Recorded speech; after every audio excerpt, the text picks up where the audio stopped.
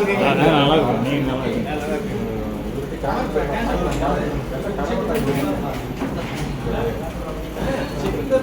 இன்னொரு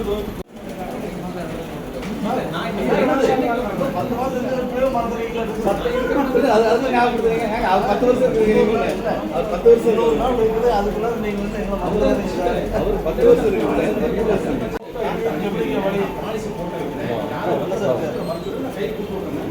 ஆமாங்க ஆமாங்க. லொக்கேஷன் போடலாம். கேட் கூட்டிருக்கீங்க.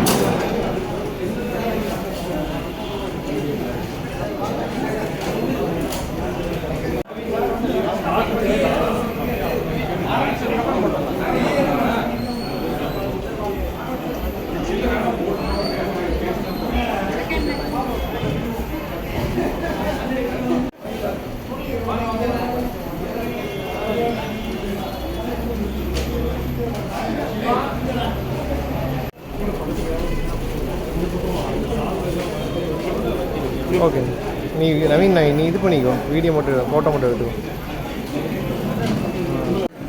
அதை கையில் வாங்கிக்கோ. நீ உங்கள்கிட்ட இருந்து கையில் வாங்கிக்கோ.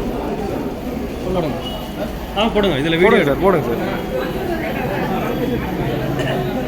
ஃப்ரேம்குள்ளே வராதா? ஃப்ரேம்குள்ளே வரேண்ணா. சரிங்க சார்.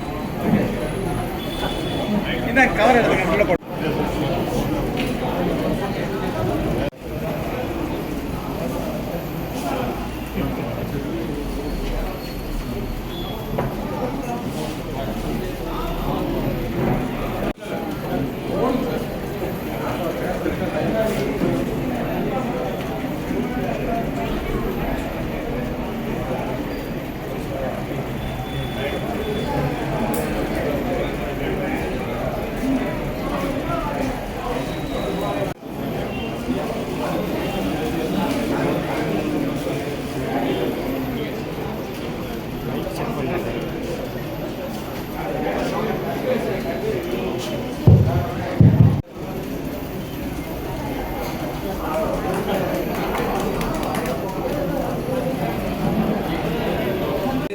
தனது பணியிலிருந்து ஓய்வு பெறுகின்ற அருமை நண்பர் திரு வினோபா அவர்களை, அவர்தம் செயல்பாடுகளை, அவர் செய்த பணிகளை, அவர் செய்த கடமைகளை எடுத்துரைத்து அவர் மென்மேலும் சிறந்த முறையில் வாழ வேண்டும் என்பதற்காக வாழ்த்தி உங்களுடைய வாழ்த்துக்களை வழங்க வந்திருக்கும் உங்கள் அனைவரையும் அவருடைய நீண்டகால நண்பர் என்கின்ற முறையில் அவரோடு சேர்ந்து பணியாற்றிய என் பெயர் எம் ராஜாங்கம்.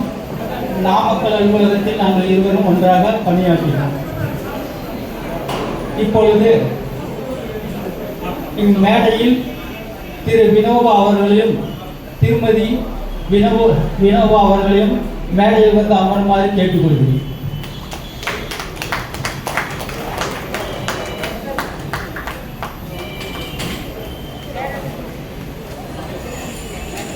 Erode TB hub incharge mister Rajesh அவர்களை மேடையில் வந்து அமருமாறு கேட்டுக்கொள்கிறேன்.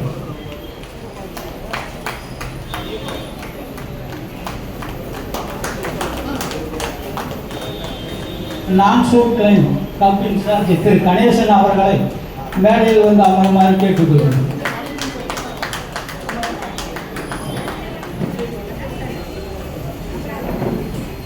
இப்பொழுது நிகழ்ச்சியின் தொடக்கமாக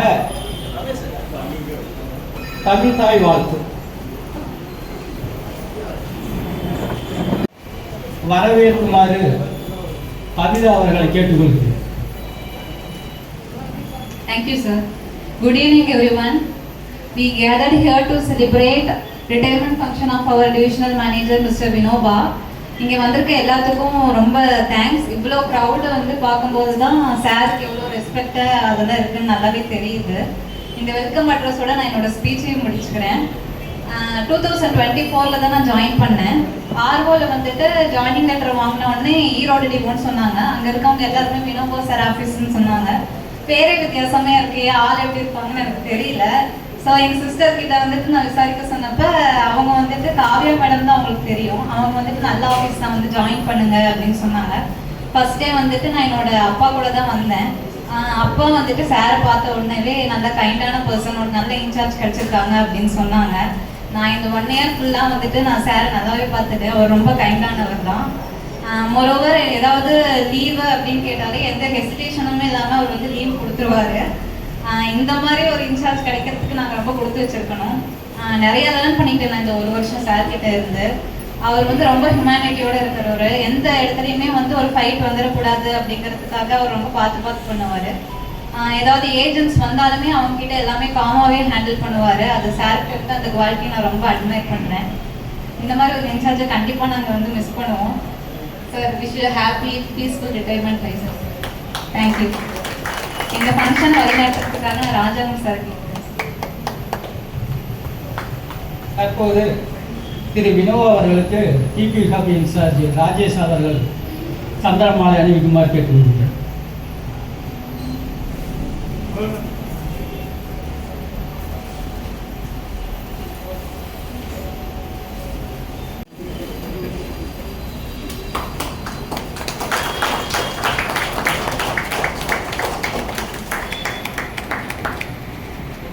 மிஸ்ஸஸ் வினோபா அவர்களுக்கு கவிதா அவர்கள் சந்திரமாலை அணிவித்தார்.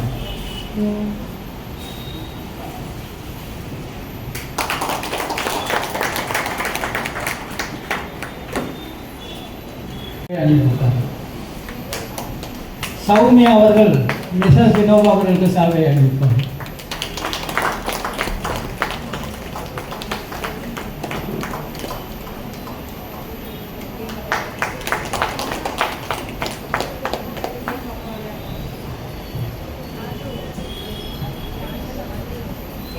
திரு வினோபா அவர்கள் வந்து அலுவலக கடமை பெரியதா அல்லது நட்பு பெரியதா என்று சொன்னால் அவர்கள் முதலில் அவருடைய ஃபர்ஸ்ட் ப்ரிஃபரன்ஸ் வந்து அலுவலக கடமை தான் பெரியது.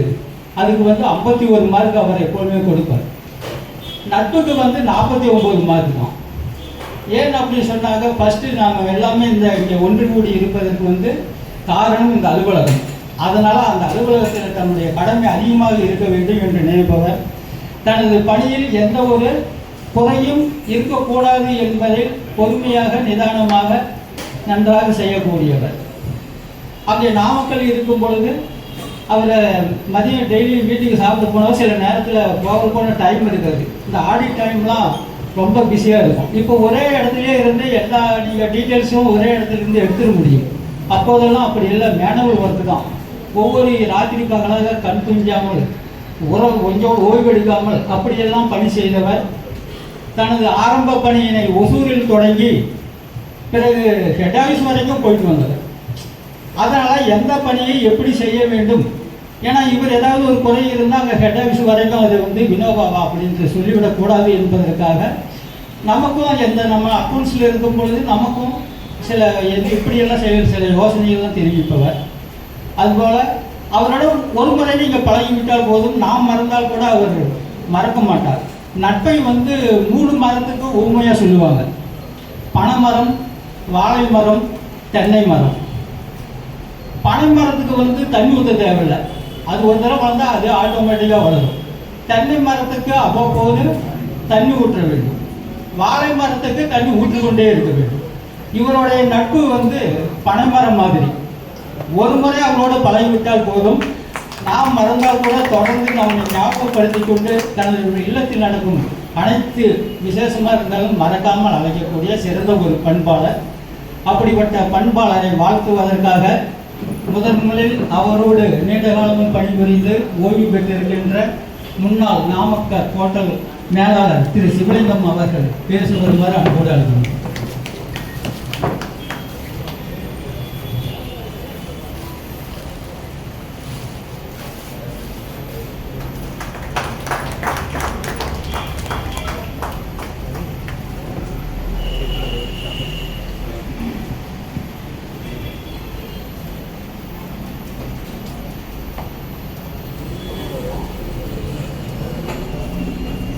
நண்பர் வினோபா அவர்களின் குடும்பத்தினர்கள் அனைவருக்கும் எனது பணிவான வணக்கத்தை தெரிவித்துக் கொள்கிறேன். ஈரோடு கோட்ட அலுவலகத்திலே 1987 வருடம் நானும் முதலில் பணியில் இங்குதான் சேர்ந்தேன். இன்று வினோபா அவர்களை வாழ்த்துவதற்கு ஒரு வாய்ப்பு கிடைத்தது எனக்கு பெரும் பேராக நான் நினைக்கிறேன். இந்த கோட்ட அலுவலகத்திலே அப்போது இந்த கோட்ட அலுவலகத்தில் ஆரம்பித்து வைத்த மிகப்பெரிய ஜாம்பவான் என்று நாங்கள்லாம் நினைத்துக் கொண்டிருப்போம் கோபிநாத பிள்ளை. அவருடைய சன் சிவகுமார் இங்கே இருக்கிறார். அவருடைய தலைமையின் கீழே அவர் ரிட்டையர்ட் ஆகி அப்போதான் வெளியில் வர்றாரு. BK ரகுமான் சார் இன்சார்ஜ் எடுக்கிறாரு. நான் பெருந்துறை அலுவலகத்திலே அசிஸ்டண்டாக இந்த கோட்டத்தில் பணியில் சேர்ந்தேன். பழைய நண்பர்கள் ஒரு சிலர் தான் இங்க இருக்கிறார்கள். நிறைய நண்பர்கள் எல்லாமே பணி ஓய்வு பெற்று எல்லாருமே வெளியில போயிட்டாங்க. இந்த பெருந்துறை கிளை அலுவலகத்திலே முதல் அசிஸ்டண்டா நான் சேர்ந்த போது திரு வெங்கடேசன் சார் அவரும் ரீஜனல் மேனேஜர் ரிட்டையர் ஆனாரு. இன்னும் மற்ற நண்பர்கள் எல்லாம் எனக்கு இப்போதைக்கு என் கண் முன்னாடி தெரிகிறது சுரேஷ் ஒருத்தர் தான் இருக்காரு. மற்றவங்க எல்லாருமே சுரேஷ் AC ரவிச்சந்திரன் நீலகண்டன் சார் இங்கே கண்ணுக்கு சிக்கலையே. அதனால அந்த பெருமை ரொம்ப பெருமையாக இருக்கிறது. நண்பர் திரு வினோபா அவர்கள் ராஜாங்கம் சொன்னது போல நட்புக்கு 51 மார்க் அப்படின்னா அந்த நட்பு அலுவலகத்துக்கு 51 மார்க், நட்புக்கு 49 மார்க்ங்கிற மாதிரி ஒரு முறை அவர்கிட்ட நாங்கெல்லாம் இங்க இந்த கோட்ட அலுவலகத்தில் சேரும்போது அவர் ஒசூர் அலுவலகத்தில் அசிஸ்டண்டாக பணிகள் சேர்க்கப்பட்டார். ஒசூர் அலுவலகத்திலிருந்து நாமக்கல் டிரான்ஸ்ஃபர் வரும்போது தான் அவருக்கு தெரியும். ஒசூர்ல இருக்கும்போது வினோபாங்கிற பேர் நமக்கு அந்த பூமிதான இயக்கத்தினுடைய வினோபா அந்த நபரை தான் நாங்கள் கற்பனையால நினைச்சுக்கிட்டு இருந்தோம். அதுக்கப்புறம் நேரில் பார்க்கும்போது வினோபாவனுடைய அந்த ஆழமான அந்த பாசமும் நட்பும் நாமக்கல் அலுவலகத்தில் வரும்போது தெரிந்தது.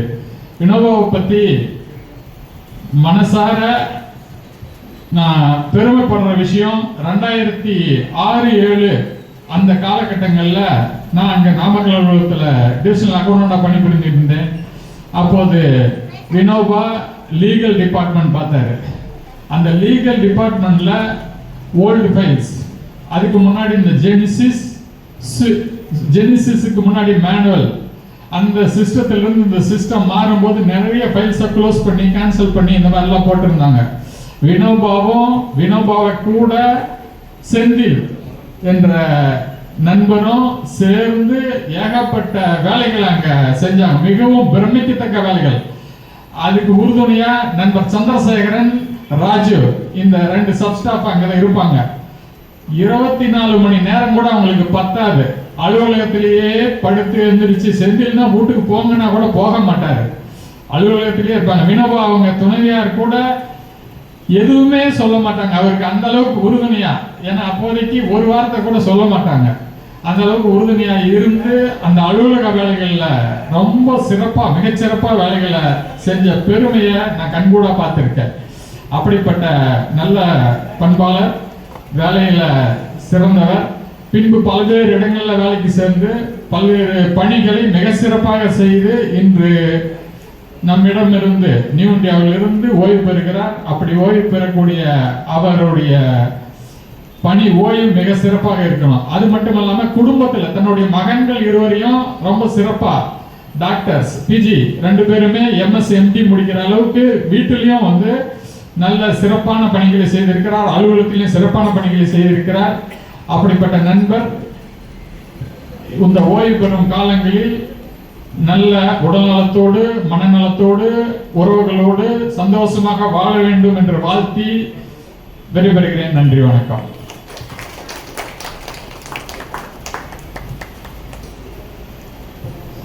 நல்ல ஒரு வாக்குரை கொடுத்த திரு சிவலிங்க அவர்களுக்கு நன்றி கூறி, இவர் வினோபா சார்கள் சொல்லும்போது நமக்கு 2 திருக்குறள் ஞாபகம் வரும். தந்தை மகனுக்காற்றும் நன்றி அவையத்து முந்தி இருப்ப செயல் அப்படின்னு வள்ளுவர் சொல்றார். ஒரு தந்தை தாயின் கடமை வந்து தனது மகன்களை கற்றோர் அவையில் முன்னிறுத்தி வைத்தலாகும் என்று சொல்லுகிறார். அந்த கடமை அவர் சரிவர செய்துவிட்டார். மகன் தந்தை காற்றும் உதவி இவன் தந்தை என்னோற்றான் கொல் என்று சொல்லுகிறார். இப்படிப்பட்ட மகன்களை பெறுவதற்கு இந்த தாய் தந்தை என்ன புண்ணியம் செய்திருப்பார்கள் என்றும் சொல்லுகிறார். ஆக தனது ஒரு குழந்தைக்கு முதல் ஆசிரியர்கள் வந்து பெற்றோர்கள். எனக்கு திரு மிஸ்ஸஸ் அவங்களும் பிஎஸ்சி பிஎட் எல்லாம் முடிச்சிருக்கிறாங்க. அதனால அவங்க ஒரு குழந்தைக்கு முதல் ஆசிரியர் பெற்றோர்கள் என்பதை அவர்கள் பெற்ற கல்வி தரமே சான்று. அதற்கு ஒரு எம்டி எம்எஸ் எல்லாம் படிப்பதற்கு இப்பொழுது எவ்வளவு சிரமம் என்று தெரியும். அவர் அதற்காக எவ்வளவு பாடுபட்டார் என்று தெரியும். பண நெருக்கடி எல்லாமே அப்பொழுது அவருக்கு இருக்கும். சொசைட்டியோடு எல்லாமே வாங்கிட்டார். அப்படி எல்லாமே அவர் கஷ்டப்பட்டு தான் பெற்ற பிள்ளைகளை சிறந்த நிலைக்கு கொண்டு வந்த தனது கடமையை செவ்வனே செய்தார். அவர்கள் 2 டாக்டர்களும் இப்பொழுது அவங்க மருமகள் டாக்டர். இந்த தமிழ்நாட்டுக்கு மட்டுமின்றி இந்தியாவுக்கு மருத்துவத்துறையில் சேவை செய்து மிகப்பெரிய பொறுப்புக்கு வர வேண்டும் என்று உங்கள் சார்பில் இந்த நேரத்தில் கேட்டுக்கொள்ள நான் கடமைப்பட்டுள்ளேன். ஒரு மனிதனை வந்து ஒரு நோட்டு புத்தகத்துக்கு ஒப்பிடுவார்கள்.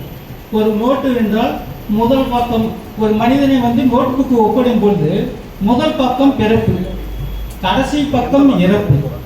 நடுவில் இருக்கிற அந்த பக்கங்களை எல்லாம் அவர் தன்னுடைய வாழ்க்கை முறையில் நிரப்ப வேண்டும் என்று சொல்லுகிறார்கள். அந்த முறையில் இதுநாள் வரை அவரது தனது பெற்றவர்களுக்கும் அலுவலகத்துக்கும் சிறந்த முறையில் பல பக்கங்களை நிரப்பி இருக்கிறார். இனிமேல் அவர் பெற்ற வெற்றிக்கெல்லாம் முக்கிய காரணம் அவர் துணைவியார் என்பதையும் இந்த நேரத்தில் யாரும் மறைத்து விட முடியாது.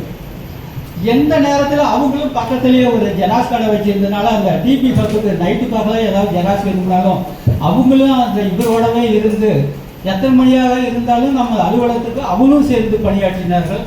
அப்படி ஒரு அலுவலகத்தின் மீது ஒரு உயிரே வைத்திருந்த ஒரு குடும்பமாகும். அடுத்தபடியாக திரு ராஜேஷ் அவர்கள் வாழ்த்துகிறார்.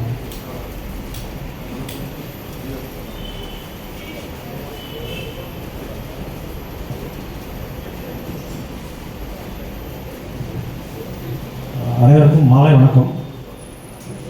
வினோபா சார் வந்து எனக்கு இங்கே வந்ததுக்கப்புறமா தான் தெரியும்.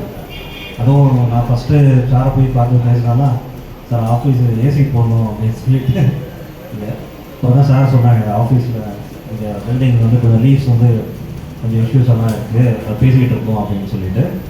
ஸோ அது பார்த்தீங்கன்னா ஓகே பிப்ரவரி தான் ஜாயின் பண்ணேன். சாருக்கு கரெக்டாக பார்த்தீங்கன்னா முந்தா நாள் ஆக்சுவல் லஞ்ச் கொடுக்கறதுக்கு முன்னாடி காலையில் பார்த்தீங்கன்னா அந்த லீஸ் அக்ரிமெண்ட் காலையில் போய் சைன் பண்ணி அந்த ஒர்க்கை முடிச்சிட்டாங்க. ஸோ அடுத்து நீங்கள் வந்து ஏசி பண்ணுறதை நீங்கள் ப்ரொசீட் பண்ணிக்கோங்க அப்படின்னு சொல்லிட்டு தேங்க்ஸ் சார். அது கேட்ட ஃபஸ்ட்டு ரிக்வெஸ்ட் இது. அப்புறம் சாரை கூட பழகின வரைக்கும் பார்த்தீங்கன்னா சார் கொஞ்சம் கூலான ஒரு ரிலாக்ஸான ஒரு பர்சன் பார்த்த வரைக்கும். ஓகே சாஃப்ட் ஸ்போக்கன் அந்த மாதிரி ஒரு பர்சன் தான். ஓகே நம்ம சாரோட எக்ஸ்பீரியன்ஸே அதில் தெரியும்னு நினைக்கிறேன். பேசும்போதே அவருடைய எக்ஸ்பீரியன்ஸ் சார் கூட நாங்கள் மீட்டிங் போன வரைக்கும் ஓகே சார்கிட்ட பேசினது இல்லை. சாருடைய கெரியரும் பார்த்தீங்கன்னா ஹெட் ஆஃபீஸ்லலாம் ஒர்க் பண்ணியிருக்கீங்க, எஸ்டேட்டில், அப்புறம் டிபி ஹப்பில் ஒர்க் பண்ணியிருக்காங்க, மார்க்கெட்டிங், அந்த மாதிரி பயங்கர எக்ஸ்பீரியன்ஸ் உள்ள ஒரு media staff sir. So sir கூட உட்கார்ந்துக்கிறதே பெருமையாக நினைக்கிறேன். சார் உங்களுக்கு ஹாப்பி ரிட்டையர் லைஃப் சார்.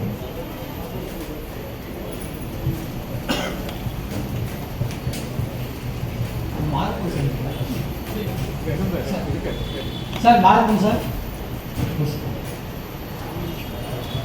அடுத்து வாழ்த்துறை வழங்கு வருவார் திரு மாரப்பன். அவரெல்லாம் சென்ற இடத்திலெல்லாம் அவர் சிறந்த செல்வாக்கு, நல்ல ப்ராஃபிட் காட்டுவார். திருச்செங்கோடு பிரான்ச் ஆஃபீஸாக இருந்தது டிவிஷனல் ஆஃபீஸாக மாற்றினார். அங்கேருந்து கரூர் போனார், அதையும் டிவிஷனல் ஆஃபீஸாக மாற்றி பிரிவியத்தை எங்கேயோ கொண்டு போய் வச்சுக்குவார். அடுத்து வரவங்களுக்கு ரொம்ப கஷ்டம். அப்பேற்பட்ட ஒரு இவர் மற்றவங்களை பற்றி கவலைப்படுறதில்லை, தான் என்னவோ அடிக்கடி அவங்களோட போயிட்டே இருப்பார். அவரோட நீண்ட காலம் பணியாற்றியவர் வாழ்த்துறை வழங்குமாறு கேட்டுக்கொள்கிறேன். அனைவருக்கும் மாலை வணக்கம். வினோபா எனக்கு தெரிய வந்தது 1994 97 வரைக்கும் இங்கே ஈரோட்டில் தான் புக் பண்ணேன். ஸோ இங்கேருந்து நான் கரூர் ட்ரான்ஸ்ஃபர் ஆகிட்டேன். கரூர் ட்ரான்ஸ்ஃபர் ஆனதுக்கப்புறம் வந்து நாமக்கல் லீவ் ஓப்பன் பண்ணாங்க. அப்புறம் கரூர் பிரான்ச் அட்டாச் பண்ணாங்க. அப்போலேருந்து எனக்கு தெரியும் வினோபா அப்போ அந்த டைமில் ரொம்ப யூனியனில் ரொம்ப ஆக்டிவிட்டி இருந்தார் அவர். அப்போ இருந்து டிஎம் ரொம்ப பிரச்சனை பண்ணிக்கிட்டு யூனியன் இப்படிலாம் நச்சுக்கும் போது அது மாதிரி நிறைய பிரச்சனை பண்ணிட்டு இருந்தப்ப அவருக்கு தெரிஞ்ச எனக்கு மாற போட்டு தான் அப்படின்னு சொல்லிட்டு பிரான்ச்சில் இருந்துட்டு யூனியன் இப்போ டிஓ ரெப்ரஸன்டேட்டிவாக இருந்தேன் நான். ஸோ அந்த அவர் பேர்லாம் சொல்ல விரும்பல நான். ஸோ அப்போலேருந்து அவர் வந்து 97 டே டு டே ஆக்டிவிட்டிஸ் வந்து எனக்கு டெய்லி ஷேர் பண்ணிட்டு பார்க்கல. 97 ஒரு 10 இயர்ஸ் ஆகும். 2007 வரைக்கும் நான் கரூரில் இருந்தேன் நான். அவர் தான் வந்து டிஓ ரெப்ரஸன்டேட்டிவ் இருந்தாப்புல. நான் வந்து கரூரில் இருந்தேன் நான். டெய்லியுமே பேசுவோம். டெய்லி அப்போ ஆஃபீஸில் நிறைய விஷயம் இருக்கும், ரொம்ப இம்பார்ட்டன்ட்டு. டெய்லி பேசுவாப்புல, டெய்லி சொல்லி கொடுப்பாப்புல. அப்புறம் 2007 நான் கரூர் நானும் போய் ஜாயின் பண்ணேன். இதில் நாமக்கல்ல போய் ஜாயின் பண்ணேன். ஸோ கூட இருந்து ஒரு 6-7 வருஷத்துக்கு இருந்தேன் கூட. அதுக்கப்புறம் திருச்செங்கோடு போயிட்டு போய் கரூர் வந்தேன் நான். ஸோ 97 ஆல்மோஸ்ட் மேபி ஒரு ரிட்டையர் ஆனதுக்கப்புறம் டெய்லி பேசுறதில்ல, அதுக்கு முன்னாடி டெய்லி பேசிட்டு இருப்பேன். ஸோ எந்த விதமான கலரு எந்த வித்தியாசமும் இல்லாமல் எல்லாத்தையும் ரொம்ப நல்ல விதமாக பழகி எல்லாருக்குமே ஆஃபீஸ் வேலையில் ரொம்ப ரொம்ப சின்சியராக இருப்பாப்புல. தான் செய்கிற வேலை வந்து கரெக்டாக இருக்கணும் அப்படிங்கிறதுல ரொம்ப கேர்ஃபுல்லாக இருப்பாப்புல. அதை தெரியலன்னா தெரிஞ்சுக்கணும்னு நினைப்பாப்புல.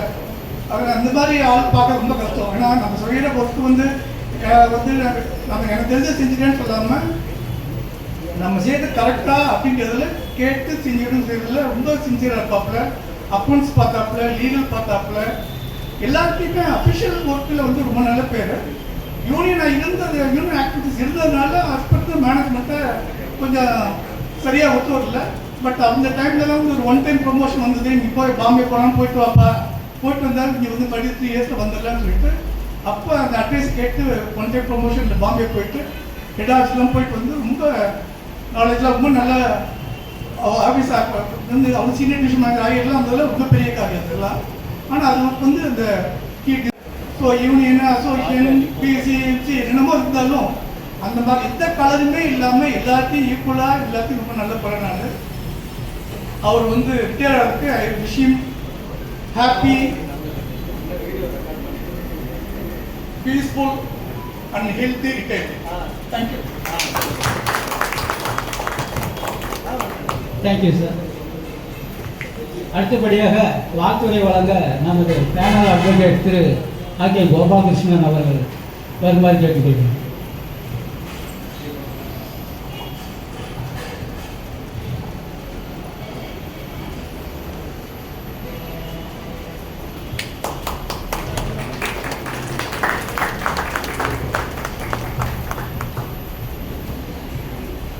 அனைவருக்கும் இனிய மாலை வணக்கம். இப்போ வந்து டிஓ தனியாக அப்பு தனியாக பிரிச்சுட்டாங்க. அதனால் அட்வொகேட்ஸ் யாருக்கும் நெருங்கிய தொடர்பு அவங்க கூட இருக்கிறதுக்கு பெரும்பாலும் வாய்ப்பு கொடுங்க. அவருக்கும் சாருக்கும் எனக்கு இருக்கக்கூடிய ஒரு சின்ன ரிலேஷன்ஷிப் மட்டும் நான் சுருக்கமாக சொல்லிடுறேன். ஒரு ஃபயர் கிளைம் 75 lakhs ஃபயர் கிளைமும் வந்துருச்சு. கன்சியூமர் எஃப்ஐஆர் இருக்குது, ஃபயர் சர்வீஸ் ரிப்போர்ட் எல்லாம் கரெக்டாக இருக்குது. ஃபயரை வாங்கி சார் வேணும் உட்காந்து கூப்பிட்றாரு, என்ன வாங்கி சார்ங்கிறாரு, படிக்கிறோம், எல்லாம் கரெக்டாக தானே சார் இருக்குது, இதில் என்ன சார் அப்படிங்கிற மாதிரி மேலோட்டமாக முதல்ல படிக்கிறோம். அப்புறம் மறுபடியும் கூப்பிட்றாரு, 2 சாரும் நானும் உட்காந்து டிஸ்கஸ் பண்ணுறோம். சார் இதில் எனக்கு அனுபவம் கம்மியாக இருக்குது, எனக்கு கைட் பண்ணுங்க அப்படிங்கிறார். அவர் சொன்ன வழிகாட்டுதல் பேரில் அந்த கிளைமை நடத்தி அந்த கிளைம் வந்து டிஸ்மிஸ் ஆச்சு. 75 lakhs கிளைமை நாங்கள் பே அவுட் பண்ணுறதா இருந்தால் 1.25 கோடி ரூபாய் நாங்கள் கட்டியிருக்கணும். காலையில் என்னுடைய ஒர்க் நேரம் வந்து கொஞ்சம் early மார்னிங் ஒர்க் பண்ணுவேன்.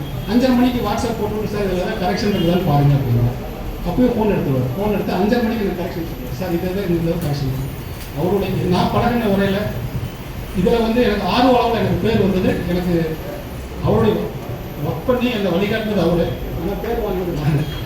அவருடைய வழிகாட்டுறதுக்கு பேரில் அவ்வளோ சிறப்பாக எனக்கு என்னை கைட் பண்ணார்.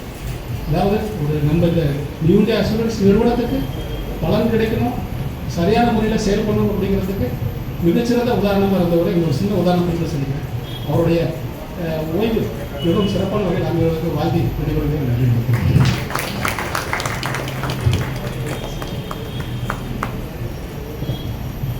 நமது குறிக்கோள் வந்து நோக்களை போடக்கூடாது அப்படின்னு கிடையாது, தவறாக போகக்கூடாது. நம்ம ஏமாற்றி இவ்வளோ சர்வீஸ் போட்டு யாரோ ஒருத்தர் வந்து ஏமாற்றி நம்ம கிளைம் வாங்கி போக நம்ம அனுமதிக்கக்கூடாது. அதில் ஆரம்ப கட்டத்திலிருந்தே சிறந்த முறையில் ஒரு கண்ணும் கருத்துமாக இருப்பவர் நம்ம வினோவா அவர். அடுத்தது இது வந்து மீட்டிங்கு இரலவெண்டாக இருக்கலாம். ஒரு அல்வா எப்படி வந்துச்சுன்னு ஒரு கதை உங்களுக்கு சொல்கிறோம். புதுசாக ஒருத்தனுக்கு வந்து மேரேஜ் ஆகிடுச்சு.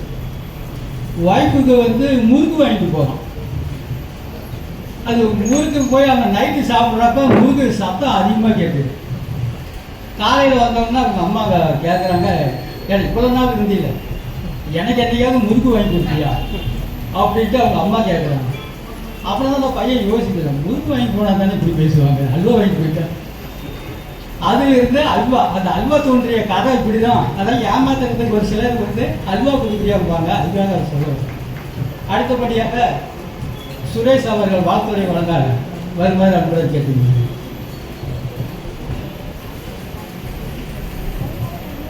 அன்பான நண்பர்களே, அனைவருக்கும் மாலை வணக்கம். முதல்ல நம்ம மறந்து போயிடக்கூடாதுங்கிறதுக்காக இதை முதலே பண்ணிடுறேன். இது வந்து நம்ம சிஆர் திரு கிட்டுசாமி அவர்களுடைய ஒரு நினைவு பரிசு.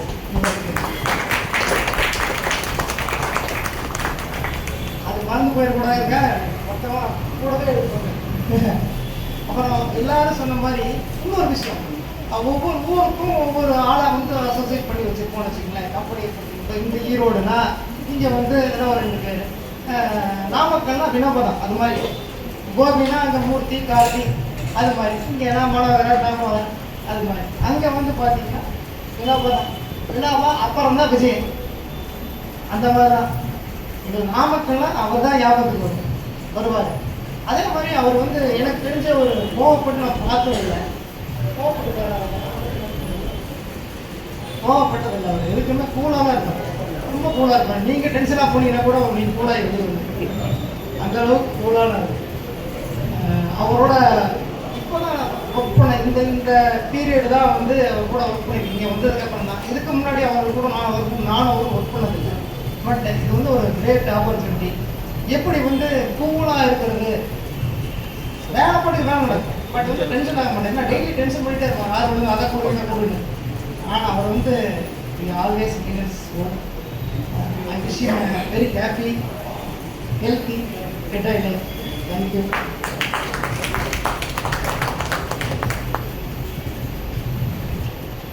ஆஃபீஸில் வந்து எவ்வளோ பெரிய கேட்டராக இருந்தாலும் சரி, தவறுனா தவறுங்க. நான் அக்கௌண்ட்ஸ் பார்க்கும்பொழுது சில பில்ஸ்லாம் கொடுப்பாங்க, அது தெரியும் சில இதெல்லாம் ஃபோக்கஸ் பண்ணி போட்டுருக்குறாங்க அப்படின்ட்டு. சரி என்ன பண்ணுறது, நமக்கு மேலே இருக்கிறாங்களே அப்படிங்கிறதுக்காக அதை சாங்ஷன் பண்ணி தான் அனுப்புவோம். அது இவருக்கு தெரியும். கூட கூப்பிட்டு கேட்பார், இதில் இதெல்லாமே உங்களுக்கு கரெக்டாக பண்ணுதா, ஏன் இதெல்லாம் நீங்கள் அலோவ் பண்ணுறீங்க அப்படின்னு சொல்லுவார்.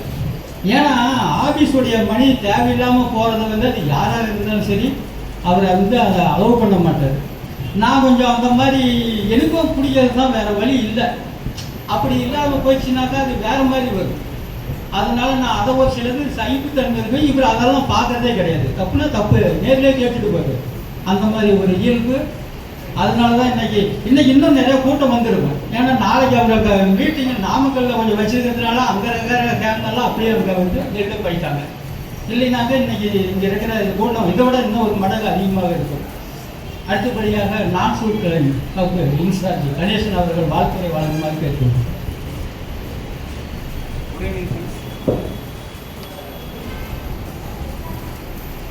நான் வந்து கம்பெனியில் 1996 ஜாயின் பண்ணேன்.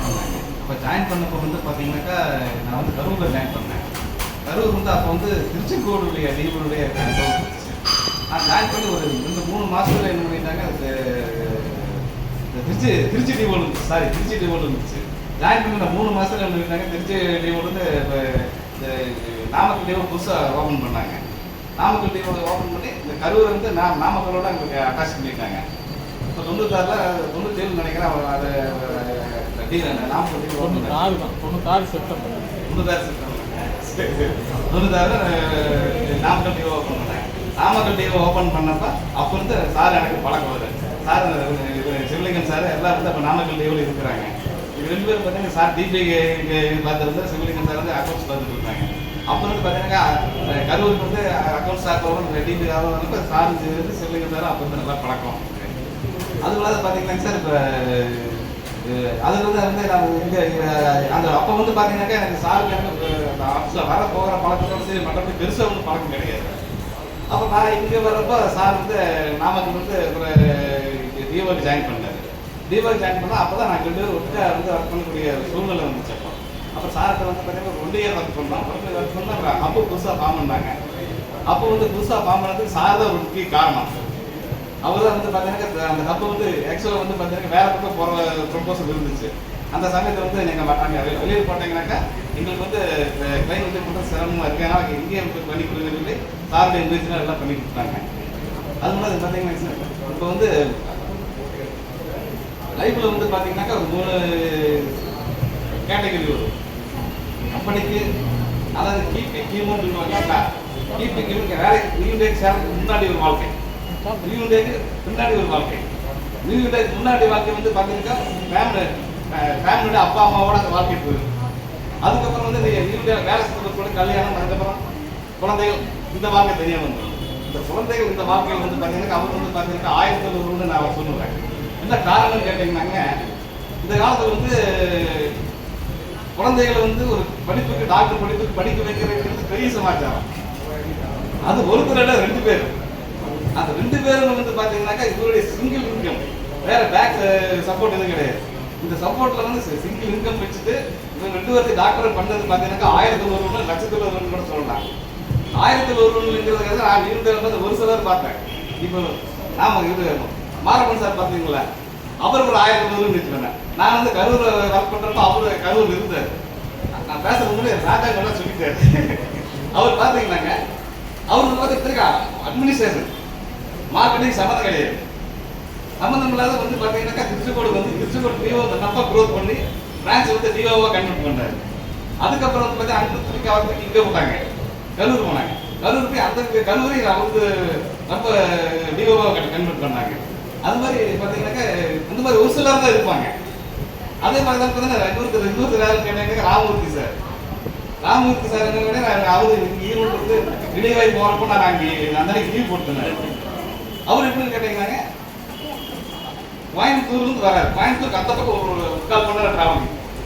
கோயம்புத்தூருக்கு அந்த பக்கம் அங்கிருந்து 1 மணி நேரம், கோயம்புத்தூருக்கு இங்கே 2.5 மணி நேரம், கிட்டத்தட்ட 3.25 மணி நேரம் டிராவல் பண்ணி கரெக்டாக 10 மணிக்கு ஆஃபீஸ் முடியும். இது வந்து 1 நாள் 2 நாள் இல்லை, கிட்டத்தட்ட அவருக்கு இருந்தது பார்த்தீங்கன்னா 4 வருஷம் இருந்திருக்கிறார். 4 வருஷம் அதை கரெக்டாக ஃபாலோ பண்ணாரு. நான் ரிலீவ் ஆகிறப்ப அன்னைக்கு சொல்லலாம்னு இருந்தேன். ஆனால் அதனால நான் லீவ் பண்ண அதை சொல்ல முடியல.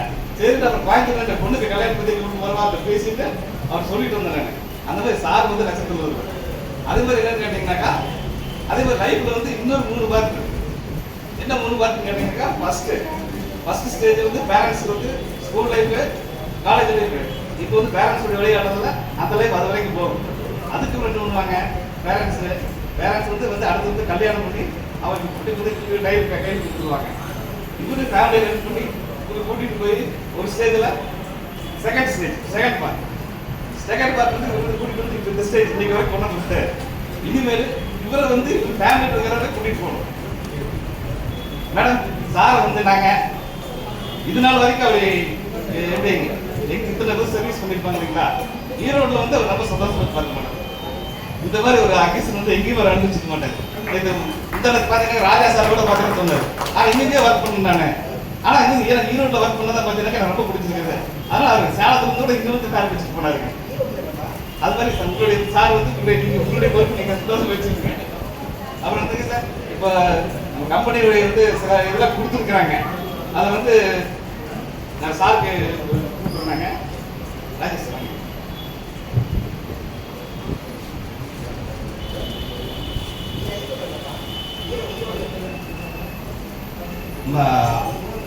நியூ டேல வந்து சாருக்கு ரிலீவ் கேடர் வந்திருக்கு. அது வந்து நம்ம ராஜேஷ் சார் கொடுத்தாரு.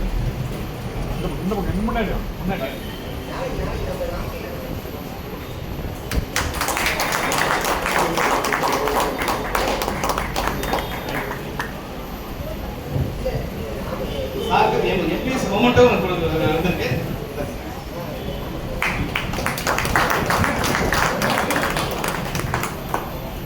சரிதா சார் வந்து ரிட்டையர்மெண்ட் பெனிஃபிட் வந்திருக்கு.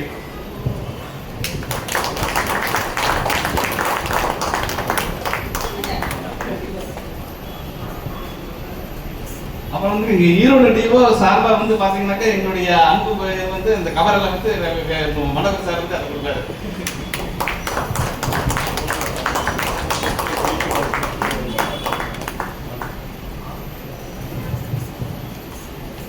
அதுமாதிரி சார் வந்து பார்த்தீங்கன்னாக்கா உங்களுக்கு ரிட்டையர்மெண்ட் ஆகி ரொம்ப சந்தோஷமாகவும் ஹாப்பியஸ்ட் அண்ட் வெல்த்தியஸ்ட் வாழ்ந்து அவர் வந்து வாழ்க்கையை வந்து இன்னும் தொடரணும்னு இறைவனை பிரார்த்திக்கிறேன்.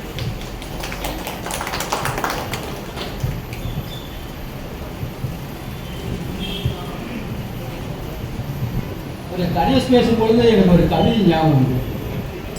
ஒரு குழந்தை பிறகுறப்ப அந்த பையனுக்கு அப்பா அம்மா ஒரு கடிதம் எழுதுறாங்க. மகனே, நீ பிறந்த தினத்தன்று உனது நினைவாக இருக்கட்டும் என்று வேலி ஓரத்தில் வைத்தேன் ஒரு தென்னங்கன்று. நீ எங்கள் உழைப்பால் வளர்ந்தாய். அந்த தென்னங்கன்று நாங்கள் வளர்த்த நீரால் வளர்ந்தது. நீ படித்தாய், நன்றாக முன்னேறினாய். இப்பொழுது வெளிநாட்டில் வேலைக்கு சென்று விட்டாய்.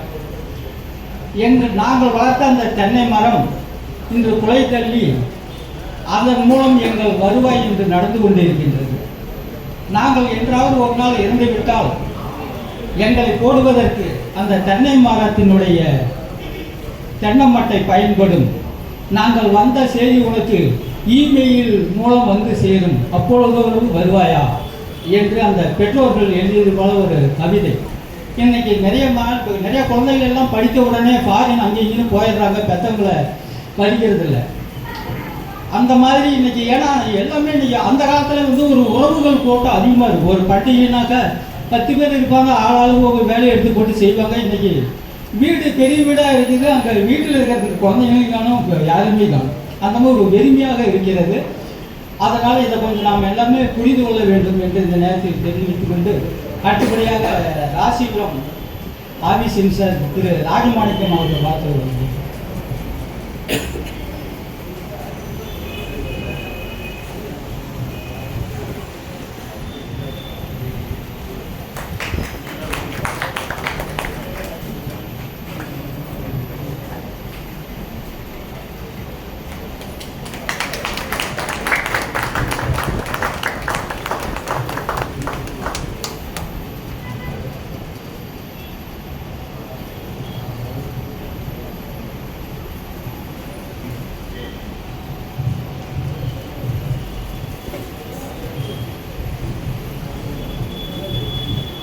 திரு வினோபாவுடன் பள்ளிப்படி திரு Manoharan,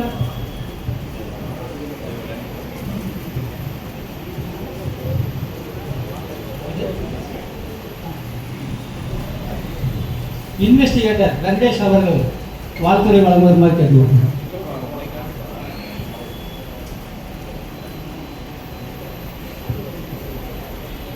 good evening to all. திறமை, நேர்மை ப்ளஸ் பணிவு, இது மூணும் இருக்கிற ஒரு அதிகாரிகள் கிடைப்பது பார்ப்பது ரொம்ப அபூர்வம். அந்த அபூர்வமான ஒரு நபர்களில் நம்ம வினோபா சாரும், அவர் கூட நான் நிறைய கிளைம் டிஸ்கஸ் பண்ணிக்கிறோம், நிறைய பேசிக்கிறோம், பழகிருக்கிறோம். ஆனால் நாம் ஒரு கோபம்னா டக்குன்னு வெளிப்படுத்துவோம், சந்தோஷம்னாலும் ஒரு மாதிரி இருப்போம். ஆனால் அவர் எல்லாத்துக்கும் ஒரே ரியாக்ஷன் தான். அது எப்படின்னு எனக்கு தெரியல, பட் அன்றையிலிருந்து நான் அதை எடுத்துக்கலாம்னு இருக்கிறேன். எல்லாத்துக்கும் ஒரே ரிப்ளை தான். சந்தோஷமாக இருந்தாலும் அப்படிதான் இருக்கிறாரு, கோபமாக இருந்தாலும் அப்படிதான் இருக்கு. அது அது எப்படின்னு தெரியல, அது எப்படி வந்து அது நாம் ஒரு முன்னுதாரணமாக எடுத்துக்கலான்னு இருக்கிறேன். சார் வந்து ரிட்டையர்மெண்ட் ஆகி போகிறாருங்கிறது மனசுக்கு வேதனையாக இருந்தாலும் இது காலத்தின் கட்டாயம். மீதி இருக்கும் காலங்கள் அவருடைய குடும்பத்துடன் அனைத்து சந்தோஷங்களுடன் வாழணும் அப்படின்னு ஆண்டவனை பிரார்த்திக்கிறேன். நன்றி, வணக்கம்.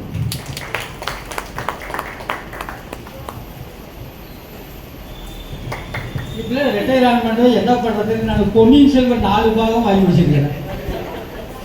அது கம்பராமாயணம் வாங்கி வச்சுருக்கிறோம். இப்போ எங்கள் ஆஃபீஸில் ஆரம்ப கோபாலகிருஷ்ணன் அவர்கள் எழுதின வேங்கை மன்னன் ஒரு புக்கு, அதை வாங்கி வச்சு படிச்சுட்டு இருக்கிறோம். அது மாதிரி இப்போ இதுவரைக்கும் நம்மளுக்கு அந்த வாய்ப்புலாம் கிடைச்சதில்லை. இனிமேல் அந்த மாதிரி வாய்ப்பு செகண்ட் இன்னிங்ஸில் வந்து வினோபா சார் அவர்கள் அவருக்கு கடமை நம்ம விட இன்னும் அதிகமாக இருந்துட்டு தான் இருக்கும். ஏன்னா நல்ல நல்ல புத்தகங்கள் வந்து புத்தகத்துக்கு செய்யும் செலவு வந்து செலவல்ல, அது ஒரு மூலதனம் அப்படின்னு சொல்லுவாங்க. அது மாதிரி நல்ல நல்ல புத்தகத்தை தேடி தேடி படித்து அவர்கள் நல்ல நண்பர்களாக ஆக்கிக் கொள்ள வேண்டும் என்று கேட்டுக்கொண்டு வின்சென்ட் அவர்கள் வாழ்த்துறை வருகிறார்.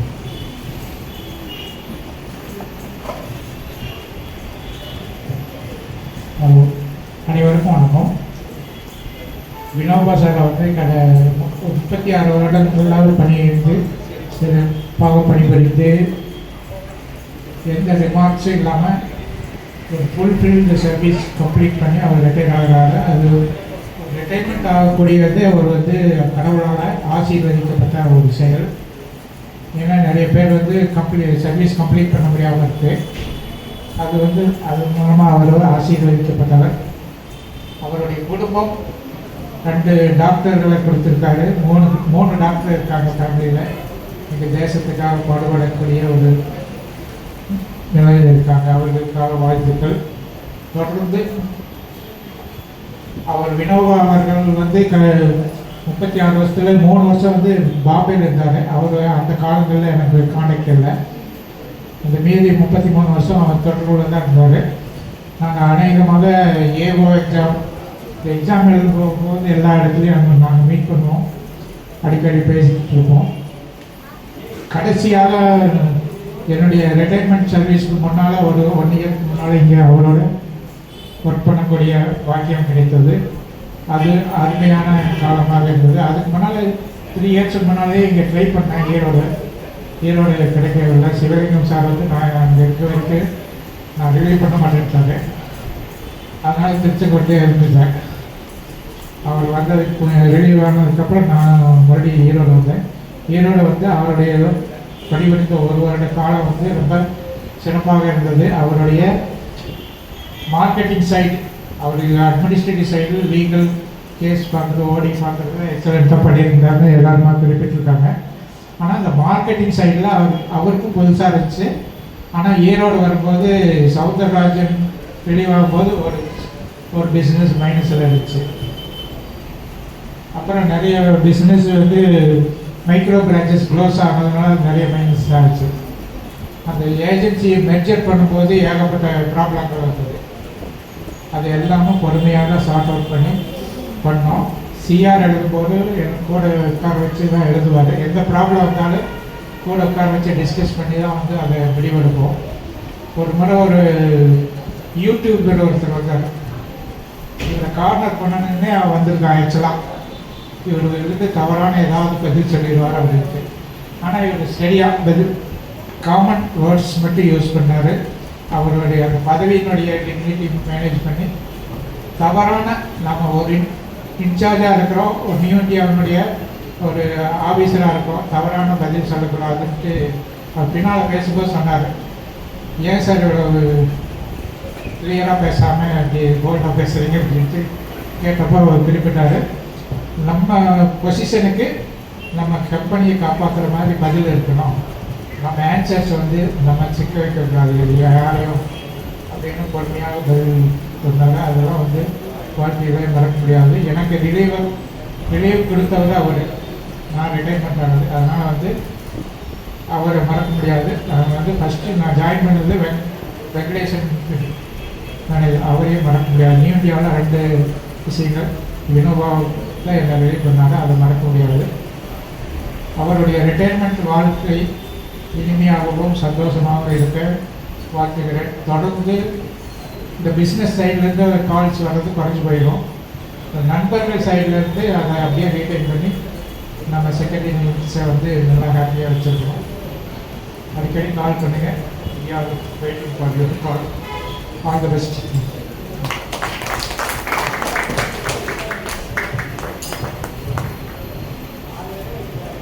வினோபா சார் அவங்க ஃபேமிலி பார்த்தோம்னாக்க ராமாயணத்தில் அவங்க பிரதர்ஸ்லாம் இருப்பாங்கள்ல, அது மாதிரி ரொம்ப ஒற்றுமையாக இருப்பாங்க. அவங்க கரூரில் பிரதர்ஸ் இருந்தார். அவங்க ஃபங்க்ஷனுக்கு கூட என்னெல்லாம் அழைச்சிட்டு போனார். ஏன்னா சொந்த இதுக்கு அழைக்க மாட்டாங்க, அண்ணார வீட்டு ஃபங்க்ஷனாக அழைக்கிறாங்க. வெவ்வேறு குடும்பமாக அவங்க பார்க்கறது. அந்த மாதிரி உறவுகள் அமைகிறது வந்து ரொம்ப சிரமம். அதுதான் வள்ளுவர் சொல்கிறாருல்ல, சொற்றத்தால் சொற்ற படவுகள் செல்வந்தன் பெற்றதால் பெற்ற பயன். அந்த மாதிரி தான் அவங்க அண்ணன் வந்து அந்த மாதிரி தான் இருக்கிறாங்க. அவங்க பிரதர்ஸ் வந்து அவருக்கு ஆனர் பண்ண மாதிரி அனுபவம் இருக்கும்.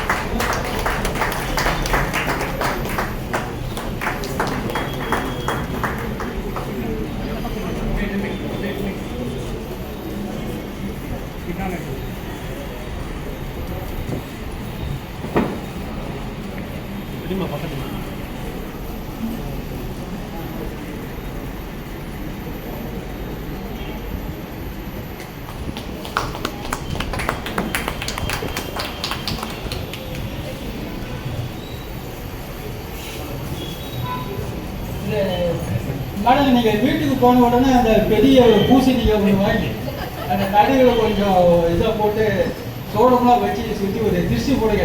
யாக்கன்னு அப்படி பார்த்தா சொல்லுங்கள்.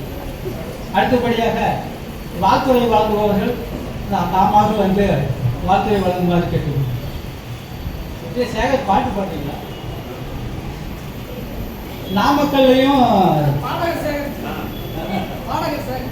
நாமக்கல்லையும் சந்திரசேகரையும் எப்பவுமே பிரிக்கவே முடியாது.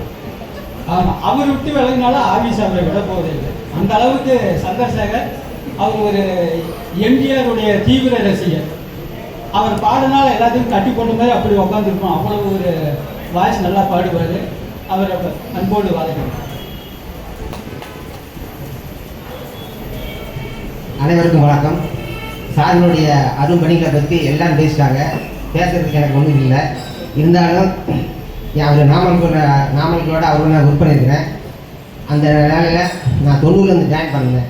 90லேருந்து இன்னைக்கு வரைக்கும் அவருடைய தொடர்பில் தான் நான் இருக்கிறேன். எனக்கு நிறைய உதவி செஞ்சுக்கிட்டு இருக்கிறாரு.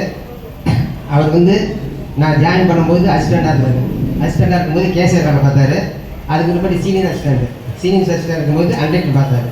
அதுக்கப்புறம் ஏவோ இருக்கும்போது அக்கௌண்ட்ஸ் பார்த்தாரு. அக்கௌண்ட்ஸ் பார்க்கும்போதுலாம் நாங்கள் விடிய வேலை செய்வோம். நினச்சப்போ விடிய போய் ஜெராக்ஸ் எடுத்து வர்றது எல்லாம் செய்வோம். அதுக்கு ஒருபடி ஏவோ பார்க்கும்போது டிவி பார்க்குறாரு. நாமக்கல் கிளைன்ஸ் லட்சக்கணக்கில் ஃபைலில் செட்டில் பண்ணியிருக்கிறாரு. அப்போ அசிஸ்டன்ட்லாம் யாரும் கிடையாது, அவர் ஒண்டி தான். நாமக்கலுக்கு கோர்ட்டுக்கு அவர் ஒண்டி தான் பார்ப்பார். ஐஏஎஸ் வந்து மற்ற கோர்ட்டு பார்ப்பார். மாதத்துக்கு எப்படியும் கிட்டத்தட்ட 50 ஃபைல் செட்டில் பண்ணிடுவார். அதுக்கு பிற்பாடு ஏஎம் ஆனார். ஏஎம் ஆன பிற்பாடு ஓடி கிளைம்ஸ் போனார். ஓடி கிளைம்ஸுக்கு அசிஸ்டன்ட்லாம் கிடையாது, அவர் ஒண்டி தான் பார்த்தாரு. அதே மாதிரி ஒரு மாதத்துக்கு 50 பேர் செட்டில் பண்ணுவார். இவர் பார்த்தாருனாக்கா சவுந்தரராஜன் சார் அப்படியே பார்த்தோம்னா கையில் அப்ரூவ் பண்ணிடுவார். அவ்வளோ சீன்ஸாக ஒர்க் பண்ணக்கூடியவர். இன்றைக்கி அவர் 30 வருஷமாக ஒர்க் பண்ணிருக்காரு நீங்கள் வளர்ச்சிக்காக. நான் கிட்டத்தட்ட 30 வருஷமாக அவர் கூட கூட இருக்கேன். என் கூட வேலை செய்கிறப்ப நான் அவர் கூட தொடர்பு தான் இருந்துருக்கிறேன். அப்பேற்பட்டவர் இன்னைக்கு 60 முடிந்து பணி நிறைவு செய்கிறார். இருந்தாலும் எங்களுக்கு ரொம்ப வருத்தமாக இருக்குது. அவர் இதுக்கு மேலும் மென்மேலும் எந்தவித நோய் நொடியும் இல்லாமல் நாளொரு மெடியும் பொழுதொரு வண்ணமாக ஆழம் விழுது போல அருகம்புல் வேறு போல அவருடைய குடும்பம் தலைத்துவாங்க வேண்டி வேண்டிக்கிட்டு விடைபெறும் முன் அவருக்காக ஒரு திரை இசை பண்ணலாம்னு ஆசைப்படுறேன். பாருங்க சார். கண்ணை நம்பாதே உன்னை ஏமாற்றும் நீ காணும் போது உண்மை இல்லாதது.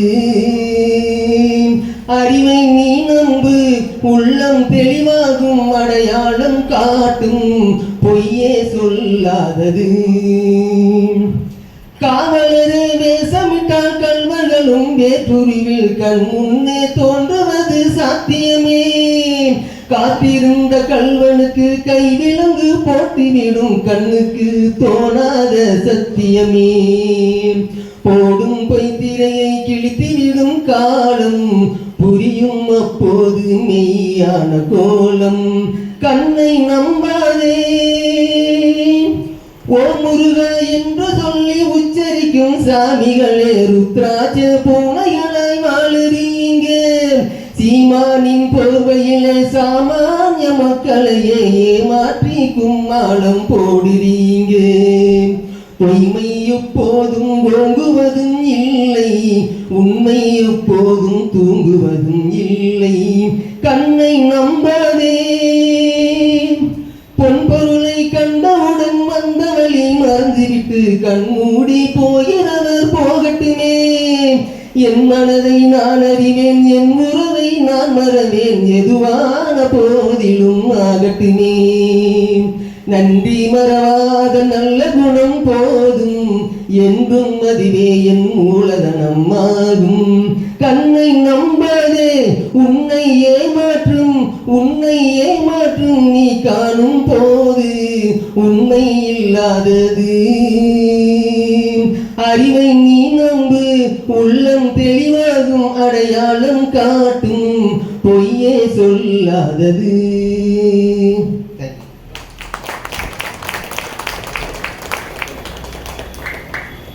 பாட்டு கேட்டு அடுத்து என்ன பேசுகிறது மறந்து போயிருந்தேன். அடுத்து இந்த பாட்டு கேட்ட பிறகு ஒரு கதை ஞாபகம் இருந்தது. ஒரு மிகப்பெரிய கோடீஸ்வரர், யாருக்கு எந்த ஒரு தீங்கு செய்ய மாட்டார், தான் உண்டு தன் வேலை உண்டுன்னு இருந்தவர் திடீர்னு இறந்து போயிடுறாரு. அவர் போனவரை வந்து நரகத்தில் தள்ளிட்டாங்க. அப்போ அவர் கேட்குறாரு, நான் யாருக்கு எந்த ஒரு தீங்கும் செய்யவில்லை, அப்படி இருக்கும் பொழுது எனக்கு சொர்க்கத்தை கொடுக்காம நரகத்தில் தள்ளிட்டீங்க. அப்படிங்கிறப்ப தான், நீ உங்கள்கிட்ட அளவு கடந்த பணம் இருந்தது, உன்னை சுற்றி நிறையா ஏழை இருந்தாங்க, அவங்களுக்கு ஒன்றால் ஒரு உதவி கூட செய்ய முடியல பார்த்தியா, அதுக்காகத்தான் உனக்கு நரகம் முடியும். ஆக இன்னைக்கு நம்ம நியூ இந்தியா நம்ம மெஜாத செல்வாக்காக வச்சுருக்கோம். நல்லா வறுமை கோட்டுக்கு கீழே இருந்து வந்தவன் இன்னைக்கு வந்து பில்டிங் கட்டியாச்சு, கார் எல்லாமே இருக்குது. ஊரில் இருக்கிறவங்க என்ன கேட்டுக்கிறாங்க, மனைவிட்டு வந்து உங்கள் கணவர் நிறைய லஞ்சம் வாங்குவாரா அப்படி கேட்டுக்கிறாங்க.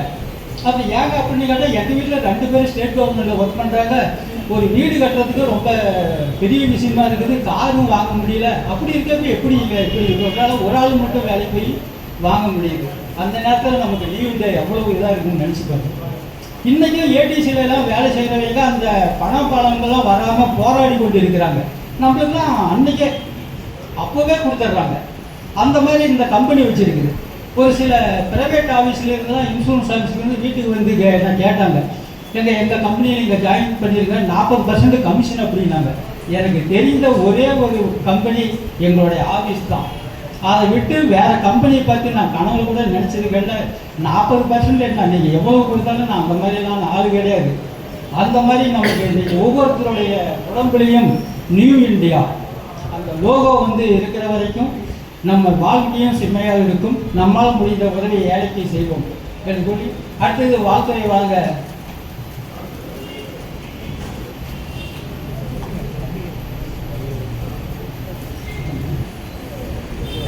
நீங்க வாங்கி யாராவது கூப்பிடுங்க, அவருக்கு தெரியாது லொகேஷன் யாரு அட்வான்ஸ். யாராவது வாழ்த்துறை வாழ்வதுன்னா வரலாம். அன்சாரி இவரா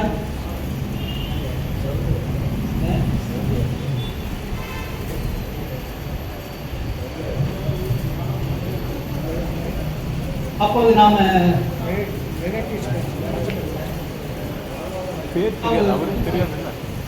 கேசவராஜ்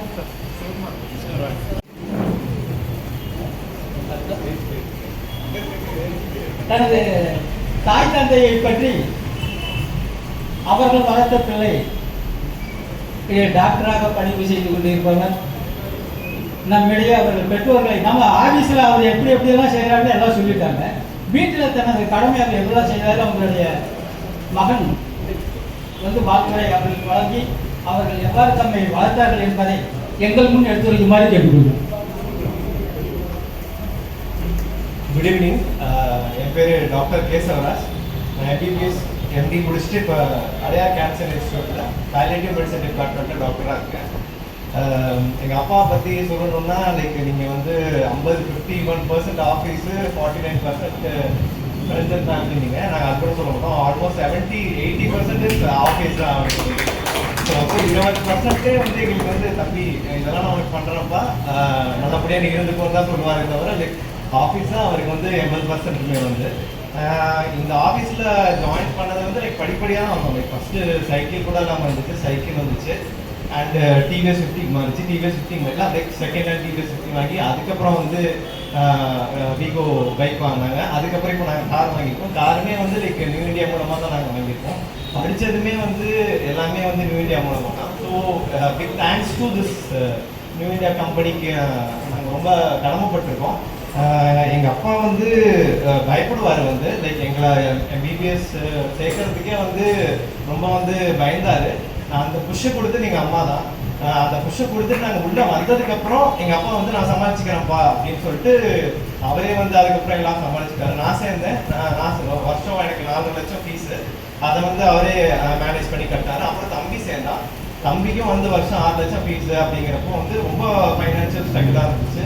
எங்களுக்கு வந்து அவர் வந்து பெருசாக எதுவுமே சொல்லவே இல்லை. வந்து இந்த மாதிரி இவ்வளோ ஸ்ட்ரகிள் இருக்குது, இவ்வளோ சம்பளம் வாங்குறான்னு கூட எங்களுக்கு தெரியாது. வந்து ஆரம்பத்துலேருந்து கூட அது சொன்னது அம்மாவுக்கும் தெரியும், யாருக்குமே தெரியாது. அதை பற்றி அவர் சொன்னதும் கிடையாது. நான் இவ்வளோ வச்சிருக்கேன், பண்ணுறேன், பார்க்குறேன் அப்படிங்கிறத வந்து அவர் வந்து எதுவும் சொன்னது கிடையாது. எல்லாமே அவரே மேனேஜ் பண்ணிக்கிட்டாரு. லைக் ஓவர் த டைம் எங்களுக்கு வந்து எங்களுக்கு விவரம் தெரிஞ்சு நாங்கள் கேட்க ஆரம்பிச்சதுக்கப்புறம் தான் அவங்களுக்கு வந்து இங்கே எவ்வளோ கடன் இருக்குது, வீடை வச்சுருக்காங்க அப்படிங்கிற மாதிரி எல்லாரும் எங்களுக்கு தெரிய வந்துச்சு. ஸோ வந்து எங்களுக்காக வந்து லைக் அவரு ஒரு புது சட்டை கூட வாங்கிக்க மாட்டார், ஒரு இடத்துல சாப்பிட போக மாட்டார். இப்போ நாங்கள் வெளியில் போயிட்டோம். நான் வந்து எம்பிபிஎஸ் படிக்கிறதுக்காக நான் வெளியில் போயிட்டேன். அப்போ வந்து அம்மா அப்பா 2 பேர் தான் இருப்பாங்க வீட்டில். லைக் அவங்க வந்து நார்மலாக தான் சாப்பிடுவாங்க. ஒரு நான்வெஜ் எடுத்துக்கிறது கூட வீக்கெண்டில் எடுத்துக்க மாட்டாங்க. பசங்க தான் சாப்பிட்டுக்கலாம் அப்படிங்கிற மாதிரி தான் இருப்பாங்க வந்து. ஸோ இதெல்லாம் வந்து எங்கள் அம்மா சொல்லி தான் எனக்கு தெரியும். என்னடா அவங்களுக்காக வந்து அவர் லைஃபே டெடிகேட் பண்ணியிருக்காரு அப்படிங்கிறதெல்லாம் எனக்கு வந்து அதுக்கப்புறம் தான் தெரிஞ்சுது.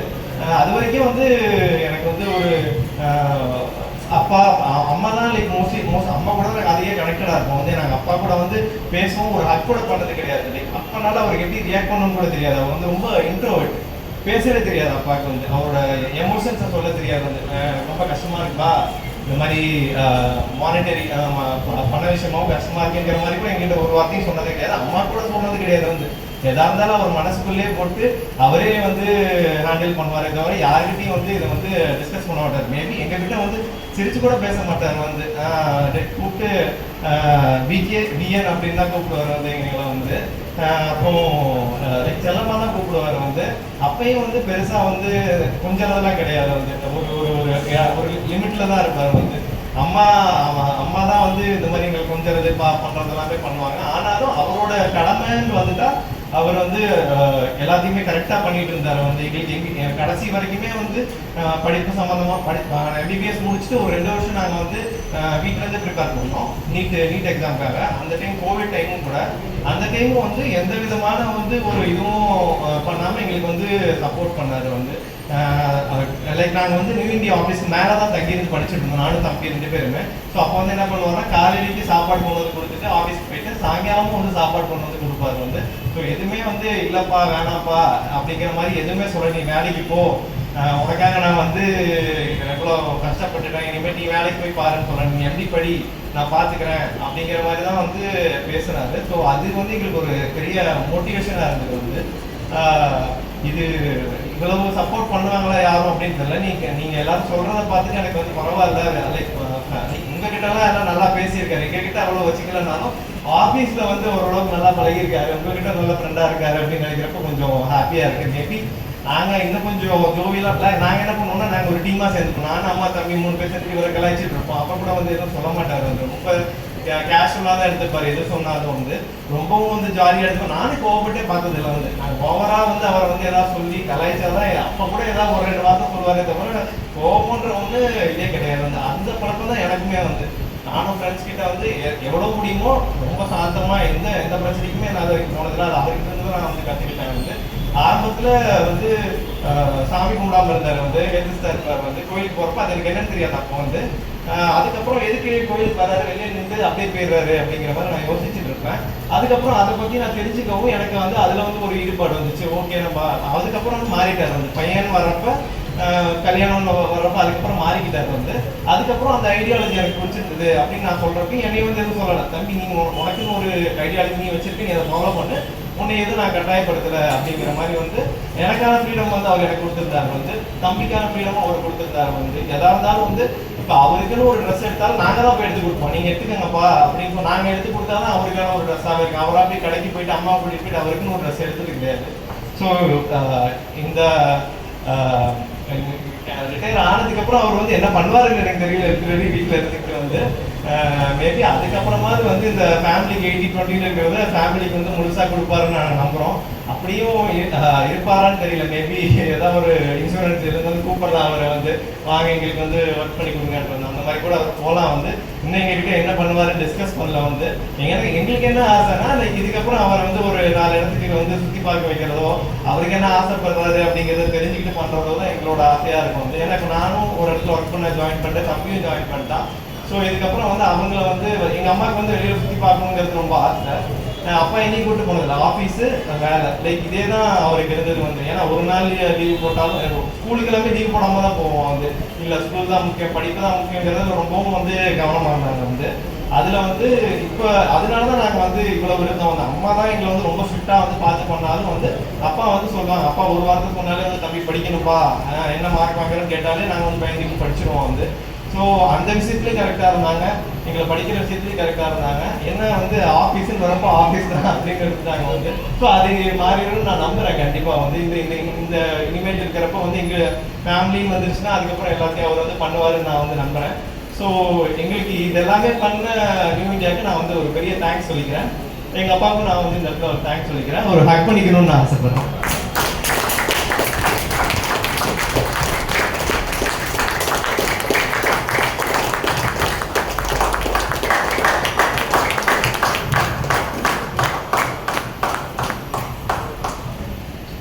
இது ஒன்று தாங்க எதிர்பார்க்கறது, வேற என்ன எதிர்பார்க்க போகிறோம்? பெற்றவங்க என்ன சொல்லுவாங்க, நாங்கள் தான் கஷ்டப்படுறோம், நீங்கள் படித்து நல்லா இருந்தால் போதும், எங்களுக்கு கூட கொடுக்க தேவையில்லை, நீங்கள் நல்லா இருந்தால் போதும். ஒவ்வொரு பெற்றோருடைய எண்ணமும் அதுதான். நம்ம கண்ணு முன்னாடி நம்ம பசங்க நல்லா இருக்கிறாங்களா போதும், அவங்களுக்காக கொடுக்கணும் அப்படிப்பட்ட அவசியமும் இப்போ இல்லை.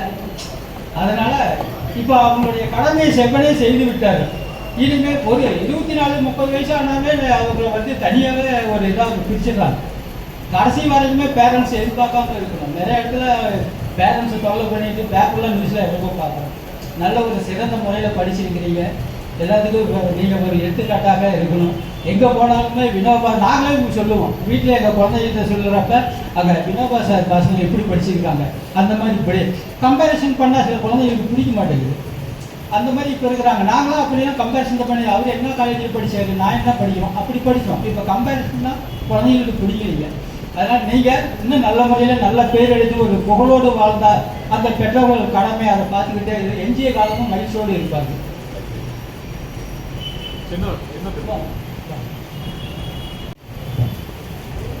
எல்லாருக்கும் வணக்கம்.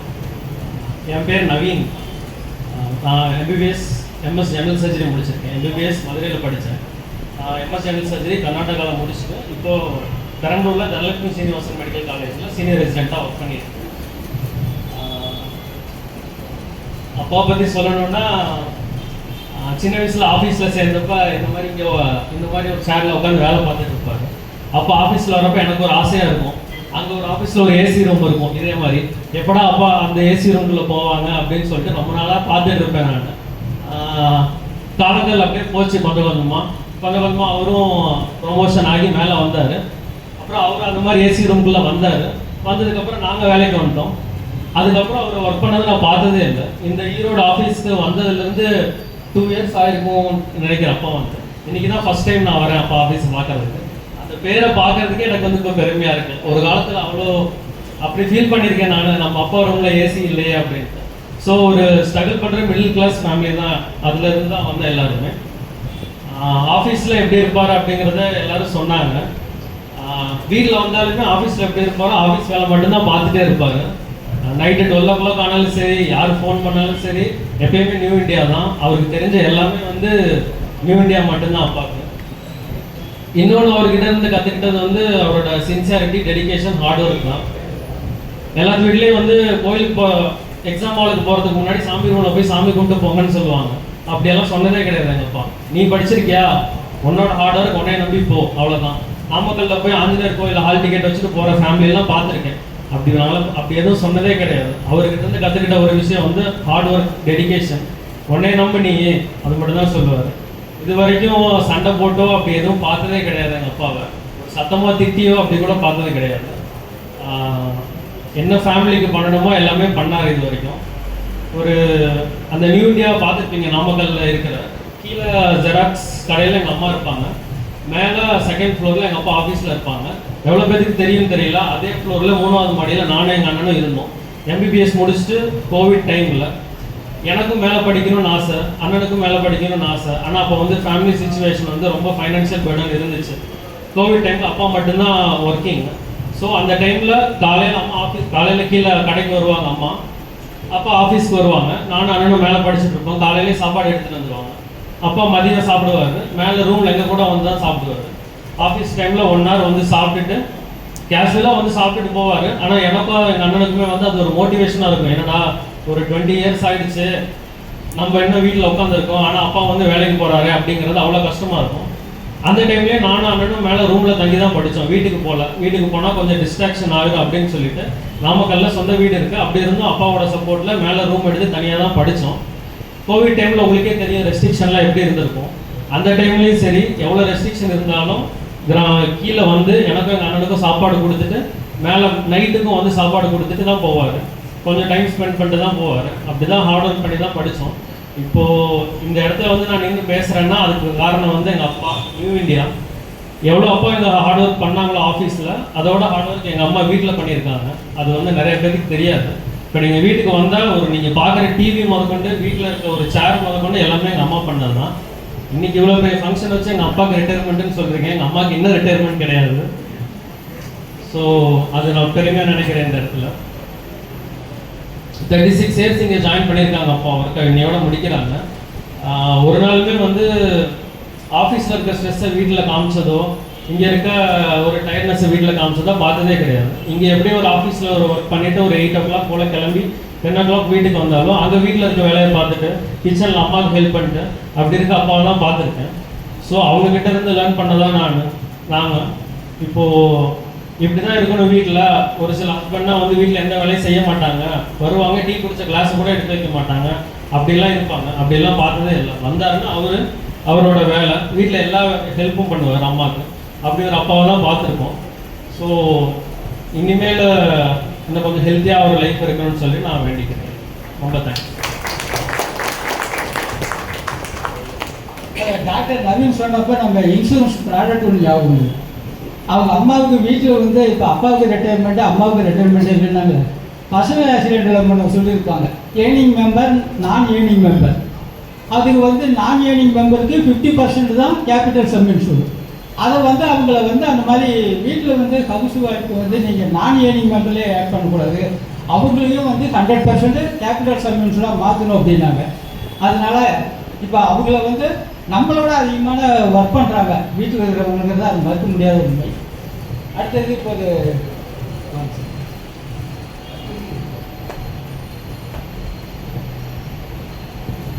வணக்கம், என்னோட பேர் அர்ஜுன சிவகுமார். மேக்ஸிமம் சாரோட ஃபேமிலிக்கு என்ன தெரியும், ஒரு சிலருக்கு மட்டும் தெரியாது. சார் வந்து மார்க்கெட்டிங்க்கு இங்கே ஈரோடு வந்ததுக்கப்புறம் தான் அந்த மார்க்கெட்டிங் ஃபீல்டுக்கே வந்தார். அவர் வந்து அவங்க பசங்க சொன்னாங்க நைட் 10 மணி 12 மணிக்கெலாம் ஃபோன் பண்ணாங்க. நான் தான் கூப்பிடுவேன் அப்ரூவலுக்கு. உங்களோட அதை சொல்லிடணுங்கிறதுக்காக பேசக்கூடாதுன்னு நினச்சேன். சரி, இருந்தாலும் அவரோட யாரும் எல்லாம் தெரிஞ்சுக்கலான்னு சொல்லிடலான்னு தான் சொன்னேன். நான் தான் கூப்பிடுவேன், வேறு யார் கூப்பிட்றாங்கன்னு எனக்கு தெரியாது, நான் கண்டிப்பாக கூப்பிடுவேன். இல்லை, இன்னைக்கு கூப்பிட மாட்டேங்க சார், தொந்தரவே பண்ண மாட்டேன். அது முக்கியமாக உங்கள் வீட்டில் உங்கள் மிஸ்ஸஸ்க்கு வந்து ரொம்ப ஹாப்பியாக இருக்குது. என்னை வந்து இங்கே ஜாயின் பண்ணுனதை ஒரே வாரத்தில் அர்ஜுன் யாருன்னு கேட்குற அளவுக்கு அவங்க மிஸ்ஸஸ் வந்துட்டாங்க. அந்த கண்டிஷனுக்கு கொண்டு போயாச்சு. அதனால் வந்து நல்லா சப்போர்ட் பண்ணார். அவங்க சொன்னாங்க 80% ஆஃபீஸ்ன்னு சொல்லி 95% ஆஃபீஸ் தான் பார்த்தாரு நைட்டு 12 மணி வரைக்குமே. அதனால் வந்து எங்களுக்கு நல்லா சப்போர்ட்டிவாக இருந்தது. நாங்கள் இந்த 2-3 மாதமாக ஒரு ரெனியூவலுக்காக ரொம்ப ரிஸ்க் எடுத்தோம். அது வந்து இன்றைக்கி ஒரு கடவுள் கிஃப்ட் மாதிரி. சார் ரிட்டையர்ட் ஆகிற போது இன்றைக்கி ஒரு 43 lakhs வந்து நான் மோட்டர் ப்ரீமியம் ஒன்று வாங்கி இன்றைக்கி புக் பண்ணியிருக்கிறோம். அது வந்து சிஆர்எம் சாருக்கும் நம்ம எஸ்டிஎம் சாருக்கும் ஒரு கங்க்ராச்சுலேஷன் சொல்லி இன்னைக்கு வரைக்கும் எங்களுக்கு நல்லா சப்போர்ட் பண்ண அனைத்து முகவர்கள் நண்பர்கள் சார்பாகவும் மீண்டும் ஒரு நன்றியை சொல்லி முடிப்பேன். வணக்கம். நான் பேசிக்கிட்டே நான் வாங்கிட்டு வந்து சால்வ் போட மறந்துட்டேன்.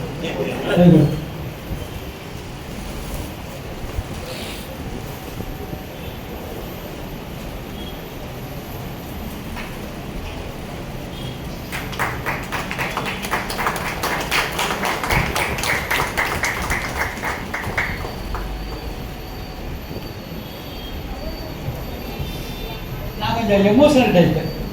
நல்ல வேலை இப்போ நான் வினோபா சார்கிட்ட இந்த டைம் இங்கே ஒர்க் பண்ணியிருந்தேனாக்கா என் கண்ணீரை அடக்க முடியும். அங்கேருந்து நம்ம நண்பர் சிவலிங்க சார் அப்படிதான் அங்கே இருக்கும்போது எனக்கு பயங்கர எழுது. என் நண்பர் விஜயன் அவங்க ரிட்டையர்மெண்ட்டாக போய் எனக்கு பயங்கரமான ஒரு எழுது வந்துடும்.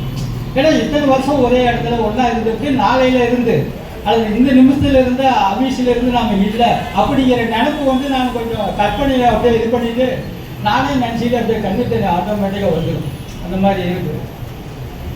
அடுத்தபடியாக அவருக்கு தனது கணவரை பற்றி அவருடைய துணைவியார் சில வார்த்தைகள் பேசுமாறு அன்போடு இருக்கு.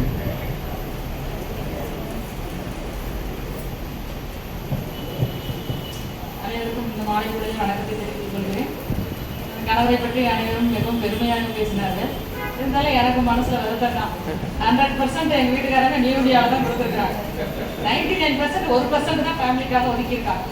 ஃபுல் அண்ட் ஃபுல் வந்து என்ன பண்ணலாம் எது பண்ணலாம் ஏதாவது கேட்கணும்னா கூட ஃபோன் பேசிக்கிட்டே தான் பேசுவாங்க. எப்போ பார்த்தாலும் ஃபோனு, ஆஃபீஸ் வேலை. அது நாமக்கல்ல இருக்கிறப்போ ஃபுல் அண்ட் ஃபுல்லு நைட்டு பகலில் அக்கௌண்ட்ஸ் பார்க்குறேன். அப்படியே தான் போவோம். ஆடிட்டர் வந்துட்டாங்க, அப்படியே போயிட்டு பாதி காலம். இப்போ ஈரோடுக்கு வந்தாங்க. ஈரோட்டில் வந்து ஃபுல் அண்ட் ஃபுல்லு ஒர்க்கு தான். அர்ஜுன் சார் சொன்னது 100% சொல்றாங்க. எப்போ பார்த்தாலும் எப்போ ஃபோன் பண்ணாலும் சொல்லுங்க அர்ஜுன் சொல்லுங்க அப்படின்ட்டு, சார் இந்த பர்சன்ட் கொடுங்க சார், இதில் கொடுங்க சார், இதில் டிஸ்கவுண்ட் கொடுங்க சார் அப்படின்னு ஃபோன் வரும். நைட்டு 12 மணிக்கு ஒரு தடவை ஃபோன் வந்தது. யாருக்கு இந்த இடத்துல ஃபோன் பண்ணுறா அப்படின்னு சொல்லி கூட நான் கேட்டிருக்கேன். நேரம் காலம் தெரியாமல் இப்படி ஃபோன் பண்ணுறாங்க. உடனே எடுத்து வச்சுட்டு ஒரு பேப்பர் எடுத்து வச்சுட்டு உடனே எழுத ஆரம்பிச்சிருவாங்க. நான் பசங்கள்கிட்ட சொல்லுவேன், என்னப்பா தம்பி உங்கள் அப்பா ரிட்டையர்டாக போகிறாங்க, இப்போ கூட இப்படி நியூடியான்னு இப்படி இருக்காங்க, இப்படி ஒர்க் பண்ணிகிட்டே இருக்காங்க அப்படின்னு சொல்லி கொடுப்போம். அவங்க ஏமா நீங்கள் டென்ஷன் பண்ணுறீங்க, விட்டுருங்க அப்படிப்பாங்க. இருந்தாலும் ஃபேமிலிக்கு ஒதுக்குறதுக்கு வந்து டைம் அவங்களுக்கு கிடையாது. இப்போ பார்த்தாலும் நியூ இந்தியா அந்த நியூ இந்தியாவிலே அவங்க காலம் போயிடுச்சு. அது என்னோட பலனை நாங்கள் அனுப்பிச்சிட்டோம். பசங்களுக்கு வந்து என்னோட பசங்க 2 பேருக்குமே நல்ல லைஃபாக கொடுத்தாச்சு. நியூ இந்தியா தான் எங்களுக்கு வாழ வச்சு. அந்த நியூ இந்தியா மட்டும் இப்போ நாங்கள் இல்லை அப்படின்னோம்னா பசங்க 2 பேரும் மெடிசனுக்கு படிச்சிருக்க முடியாது. அவங்க வந்து 100% எஃபர்ட்டை போட்டாங்க. அந்த எஃபர்ட் வந்து எங்களுக்கு பசங்களுக்கு வெளியில் வந்துச்சு. அந்த 100% எஃபர்ட் வந்து நியூ இந்தியாவில் போட்டது வந்து எங்களுக்கு வந்து பசங்க மூலிமா அந்த 100% எனக்கு கிடச்சிச்சு. அவங்களோட எஃபர்ட் வந்து எவ்வளோ போட்டாங்களோ அந்த அளவுக்கு நானும் பண்ணேன். என்னோட முயற்சி என்னால் வந்து ஏர்ன் பண்ண முடியாதபடிய என்னோட உழைப்பால் என்னோட இதுக்கு என்ன பண்ண முடியுமோ அதை என் பையன்களுக்கு பண்ணேன். எந்த அளவில் சப்போர்ட் பண்ணலாம் அப்படின்னா, இங்கே போகலாம், இப்படி படிக்கலாம், அதை பண்ணலாம், இந்த காலேஜில் இவ்வளோ இருக்குது, அந்த காலேஜில் இருக்குது, இதில் ஃபீஸ் கம்மி, அதில் ஃபீஸ் கம்மி அப்படின்னு சொல்லி பசங்களுக்கு ஒரு பண்ணேன். எப்படி இருந்தால் நீங்கள் படிச்சு தான்ப்பா ஆகணும், பிஜி கம்பல்சரி படிச்சு ஆகணும். அம்மா நான் அப்பா வந்து கஷ்டப்படுறாங்க, லோனெல்லாம் வாங்கியிருக்காங்க, நான் வேலைக்கு போகிறேன், கொரோனா சமயத்தில் என்னை கூப்பிடுறாங்கம்மா, நான் போகிறேன், எனக்கு இவ்வளோ சேலரி தராங்கம்மா, அந்த ஹாஸ்பிட்டலில் கூப்பிடுறாங்க, இந்த ஹாஸ்பிட்டலில் கூப்பிடுறாங்க, நான் போகிறேன், நம்ம லோன் கொஞ்சம் அடைச்சிடலாம் அப்படின்னு சொல்லி சொன்னாங்க. வேண்டாம்ப்பா, படிப்பு வந்து இன்னைக்கு காசு நாளைக்கு, இன்னைக்கு வரும் நாளைக்கு வரும் காசு, அதுக்கப்புறம் காசு வராது. எப்போ வேணாலும் காசு சம்பாதிச்சுக்கலாம். படிப்பு வந்து நம்மளால சம்பாதிக்க முடியாது. இன்னைக்கு காசு இருக்கிறவங்க பின்னாடி பிஜி படிக்க முடியாமல் இருக்கிறாங்க. அந்த சமயத்தில் நீங்கள் படிச்சிருங்க, உங்களோட எஃபர்ட் எவ்வளோ போட முடியுமோ பண்ணுங்க. நான் வேணா கூட இன்னும் கூட ஏதாவது என்னால் எவ்வளோ உங்களுக்கு சப்போர்ட் பண்ண முடியுமோ நான் பண்ணுறேன் அப்படின்னு சொல்லி சொன்னதுனால பசங்க 2 பேருமே அதை எடுத்து படிச்சுக்கிட்டாங்க. அந்த கொரோனா சமயத்தில் கஷ்டப்பட்டுட்டு பசங்களும் பிஜி படித்தாங்க, எடுத்தாங்க, முடிச்சுட்டாங்க. இன்னைக்கு எனக்கு அது ஒரு பெருமை தான். நியூ இந்தியாவில் இப்போ எங்கள் நியூ இந்தியாவால் எங்கள் பசங்க 2 பேரும் இப்படி வந்திருக்காங்க அப்படிங்கிறது எனக்கு ரொம்ப பெருமையாக தான் இருக்குது. வினோபா பையனா 2 பேரும் பரவாயில்ல. அது இன்னைக்கு வந்து அப்பா இப்படி பண்ணு, இதை பண்ணணும்ப்பா, இப்படி செய்யணும்ப்பானா ஓகே. ஆனால் வந்து என்கிட்ட பர்மிஷன் கேட்பாங்கம்மா, அப்பா இப்படி சொல்கிறாங்கம்மா, என்னம்மா பண்ணலாம், இந்த காலேஜ் இது பண்ணலாமா செய்யலாமா. நான் இதை 2-3 இடத்துல விசாரிப்பேன். அவங்க பெரியப்பா 2 பேர் இருக்காங்க. மாமா இந்த இடத்துல லோன் இப்படி சொல்கிறாங்க. அவங்க பெரியப்பா வந்து பஞ்சாப் நேஷனல் பேங்க்கில் வேலை செய்கிறாங்க. அவங்க கிட்ட கேட்பேன், மாமா இப்படி லோன் இப்படி சொல்கிறாங்க, இதில் வாங்கலாமா, இதில் எக்ஸ்டெண்ட் பண்ணலாமா, என்ன பண்ணலாம் அப்படின்னு சொல்லி கேட்பேன். லோனை அடைக்கிறப்ப கூட இதை க்ளோஸ் பண்ணிக்கலாமா, வேறு ஏதாவது பண்ணலாமான்னா இல்லை அப்பப்போ பிடிக்கிறப்ப ஐடியில் வந்துடும், அந்த இது சரியாக போயிடும் அப்படின்னு சொல்லுவாங்க.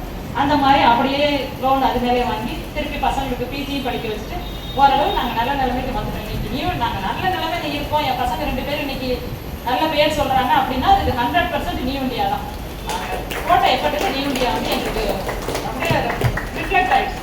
அது ரிஃப்ளெக்ட் எங்கள் பையன் மூலியமாக கிடச்சி 2 பேரும். எந்த பசங்களுக்கும் ஒரு எந்த கெட்ட பழக்கமோ எதுவுமே அந்த மாதிரி கிடையாது. ஒரு இவங்கள மாதிரியே தான் யாருக்காவது ஒருத்தர் ஹெல்ப் பண்ணணும், எதுனாலும் ஹெல்ப் பண்ணால் உடனே பண்ணிடுவாங்க, படிப்பா உடனே ஹெல்ப் பண்ணிடுவாங்க. இப்போ 2 பசங்களும் அப்படி தான் பண்ணுறாங்க. படிக்கணுமா ஏதாவது ஒரு ஹெல்ப்பா உடனே பண்ண ஆரம்பிச்சுங்க. ஒரு சில பிள்ளைங்களாம் அம்மா நீங்கள் என்னம்மா சொல்கிறீங்க, நீங்கள் என்னப்பா சொல்கிறீங்க, உங்களுக்கு ஒன்றும் தெரியாது அப்படின்லாம் பேசுவாங்க. அப்படிலாம் கிடையாது பசங்க. சரி அப்படி அப்படியாம்மா, சரி ரைட்டு விட்டுருங்க, நான் பண்ணிக்கிறேன், என்ன பண்ணணுன்றீங்க, அவ்வளோதானே, சரிம்மா படிக்கிறோமா அப்படின்னு படிச்சுக்குவாங்க. அதுக்கு பசங்களுக்கு நான் 2 பேருக்கும் தேங்க்ஸ் சொல்கிறேன். எங்களோட பேச்சை கேட்டு இதனால் வரைக்கும் எங்களுக்கு வந்து நம்ம அப்பா அம்மான்னு சொல்லிட்டு ஒரு எழுத்த வார்த்தை கூட பேசாமல் எங்கள் சொற்படி கேட்டு நடந்துட்டாங்க. இனிமேலும் அப்படி நடக்கணும், நடப்பாங்கன்னு எதிர்பார்க்குறேன் அப்பா அம்மா அப்படின்னு சொல்லிட்டு. தேங்க்யூ.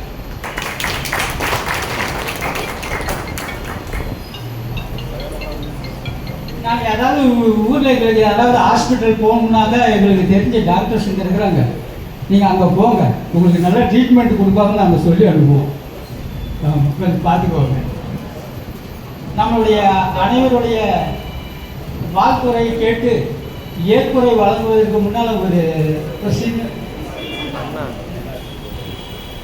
சார் நீங்கள் யாராவது ஒரு வார்த்தை.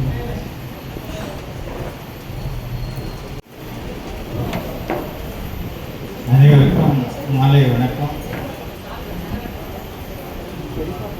உங்களது இன்னும் சூப்பர் அனிமேஷன் முறையில் பணி ஓய்வு பெறும் எனது தம்பி வினோபா அவர்கள் உங்களது நிறுவனத்தில் எந்த அளவுக்கு தனது உழைப்பை செலுத்தி நல்ல பெயர் எடுத்திருக்கிறார் என்பதை நாங்கள் இங்கே வந்ததுக்கு அப்புறம் தான் தெரிந்து கொண்டோம். எனது வாழ்க்கையை பொறுத்த வரைக்கும் நான் பஞ்சாப் நேஷனல் பேங்கிலே ஒரு பணிபுரிந்த காலத்திலே இவர் எந்த அளவுக்கு நியூ இந்தியா ஸ்டூடெண்ட்ஸில் எந்த அளவுக்கு படிப்படியாக மேலே வருகிறார் என்பதை மட்டும்தான் எனக்கு தெரியுமே ஒழிய இவருடைய எஃபர்ட்டு எல்லாமே வந்து மார்ச்சில் எனக்கு தெரியும். மார்ச்சில் வந்து நான் இருக்கும்போது மார்ச் மாதத்தில் நாங்கள் 2 பேரும் பேசிக்கவே மாட்டோம். ஏன்னா மார்ச் எண்டு ஏப்ரல் முடிகிற வரைக்கும் அவர் அந்த ஃபைனான்ஷியல் பேப்பர்ஸை சப்மிட் பண்ணுற வரைக்கும் நாங்கள் 2 பேரும் சொல்லிட்டே இருக்க மாட்டோம். ரொம்ப கடினமான உழைப்பாளி. அந்த உழைப்பு அவருடைய உழைப்பின் பலனை நீங்களே பார்த்துருப்பீங்க. அவருடைய மகன்கள் தனது வாழ்க்கையில் எந்த அளவுக்கு முன்னேறியிருக்கிறார்கள் என்று. இந்த கடின உழைப்பிலே அவர் வந்து 36 வருடம் இருந்தார் என்பது எங்கள் குடும்பத்திற்கு மிகவும் பெருமையான ஒரு விஷயம். 36 வருடங்கள் ஒரு நிறுவனத்தில் எந்த ஒரு பிரச்சனைகளும் இல்லாமல் ஒரு ப்ராப்ளம் இல்லாமல் ரிட்டையர்மெண்ட் ஆகிறதுங்கிறது, அது எஸ்பெஷலி சீனியர் டிவிஷனல் மேனேஜர் லெவலில் வந்து ரிட்டையர்மெண்ட் ஆகிறதுலாம் வந்து ரொம்ப பெருமைக்குரிய விஷயம்தான். அதனால் இந்த இனிய நேரத்தில் எனது தம்பி வந்து வாழ்த்துரிமையை வழங்குவதற்கு எனக்கு ஒரு வாய்ப்பு கிடைப்பதற்கு நன்றி சொல்கிறேன். உங்களுடைய நியூ இந்தியா ஸ்டூடெண்ட்ஸ் மூலமாக தான் அவருடைய வாழ்க்கை இவ்வளவு ஒரு முன்னேற்றம் கண்டது. அதை அவர் வாழ்நாள் கூட மறக்க மாட்டார். அவருடைய எஞ்சிய காலங்களிலும் அவருடைய ரிட்டையர்மெண்ட் வாழ்க்கையிலும் நல்ல ஆரோக்கியத்துடன் வாழ நீங்கள் எல்லாம் வாழ்த்த வேண்டும் என்று கேட்டுக்கொண்டு நன்றி வேண்டுகிறேன்.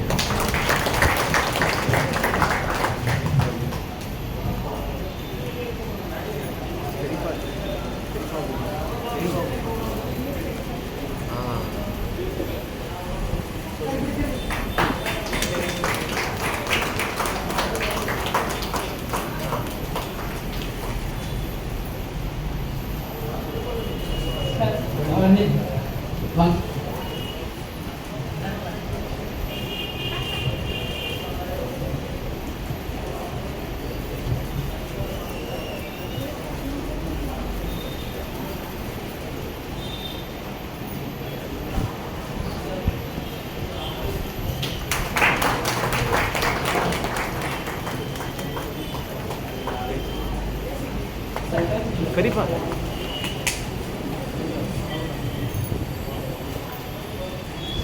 Sir Manoharan sir.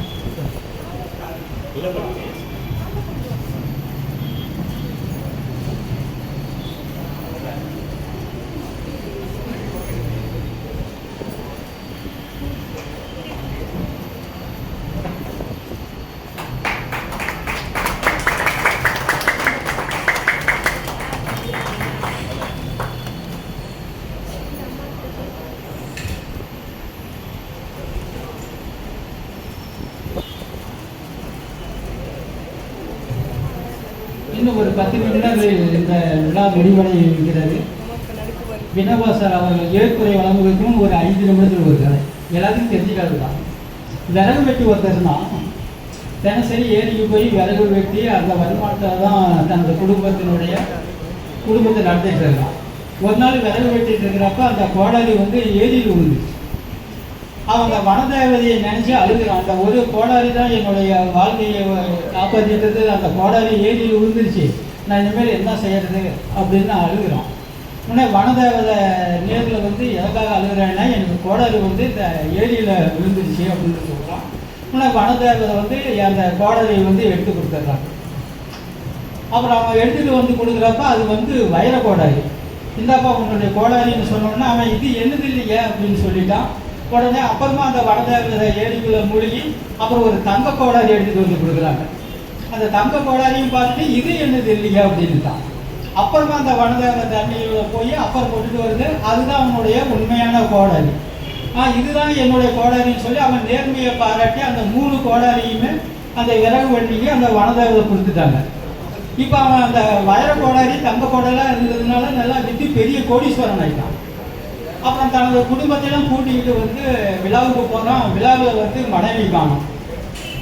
அப்புறமா அவன் நமக்கு தான் வனதேவதை இருக்கிறாங்க, வனதேவதையை நினச்சி அழுதுட்டு இருக்கிறான். அப்போ வனதேவதை முதல்ல நக்மாவை கூட்டிகிட்டு வராங்க. இன்னும் கூட்டிகிட்டு வந்தோடனே அவன் இதுதான் என் மனைவி அப்படின்னு சொல்லிட்டான். உடனே அந்த வனதேவதைக்கு போகும், ஏன்னா நீ ஏழையாக இருக்கிறப்ப நேர்மையாக இருந்த, இப்போ நீ நக்மா கூட்டிகிட்டு வந்த உடனே இதுதான் என் மனைவின்னு சொல்லிட்டியே, நீ பல வரவும் மாறிட்ட அப்படிங்கிறாங்க.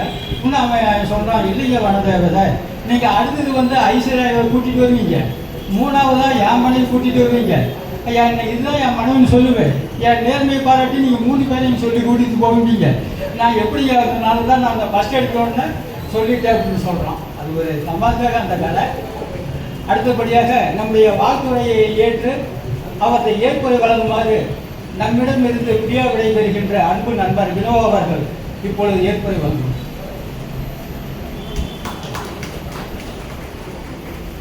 அனைத்து மீடியா நண்பர்களுக்கும் மற்றும் எனது சொந்தங்களுக்கும் இனிய வணக்கம். நான் இந்த கம்பெனியில் 2/5/1989 அன்று ஒசூர் கிளை நிறுவனத்தில் அசிஸ்டண்டாக எனது கேரியர் ஸ்டார்ட் பண்ணேன். எனது குடும்பத்தில் உறுப்பினர்களை உங்கள் முன்னால் அறிமுகப்படுத்துவதில் நான் பெருமகிழ்ச்சி அடைகிறேன். எனது மனைவி அவர் கேசவராஜ் முன்னாடி பேசினார். அவர் என்னோட முதல் பையன் சகானா. சகானா என்னுடைய மருமகள். அவங்க எம்பிபிஎஸ் டிபிஓ இருக்காங்க, சென்னையில் ஒர்க் பண்ணுறாங்க, காவேரி ஆரம்பத்தில். அடுத்தது என்னோட நவீன்ராஜ் பேசிய இரண்டாவது. எங்களோட குடும்பம் ஆசிரியர் குடும்பம் தான். அப்பா தொடக்கப்பள்ளி ஆசிரியராக பணியாற்றினார். எங்களது நாங்கள் 3 பேருக்கு முன்னால் ஒரு கேப், அதாவது லேட் டீச்சர். அதனால் எங்கள் சித்தப்பா பையனையே எங்கள் அம்மாவோட தங்கி பையனையே எடுத்து வளர்த்து அவர் தான் எங்கள் குடும்பத்துக்கு முதல் வாரிசு. அவரை எடுத்து வளர்த்தாங்கிறதே எனக்கெல்லாம் தெரியவே தெரியாது. அவருக்கு கல்யாணம் ஆகின்ற காலத்தில் தான் எனக்கு அவர் வேற ஒரு அண்ணன் அப்படிங்கிறது. ஸோ அந்த அளவுக்கு எனது அப்பாவும் அம்மாவும் அவ்வளோ சிறப்பான முறையில் வளர்த்து அவர் ஒரு ஸ்டேட் பேங்க்கில் ஒரு வேலைக்கு சேர்ந்தது. அப்புறம் கல்யாணம் பண்ணும் போது தான் எங்களுக்கு அந்த மாதிரி நாங்கள் 4 பேராக குடும்பத்தில் வளர்ந்தோம்.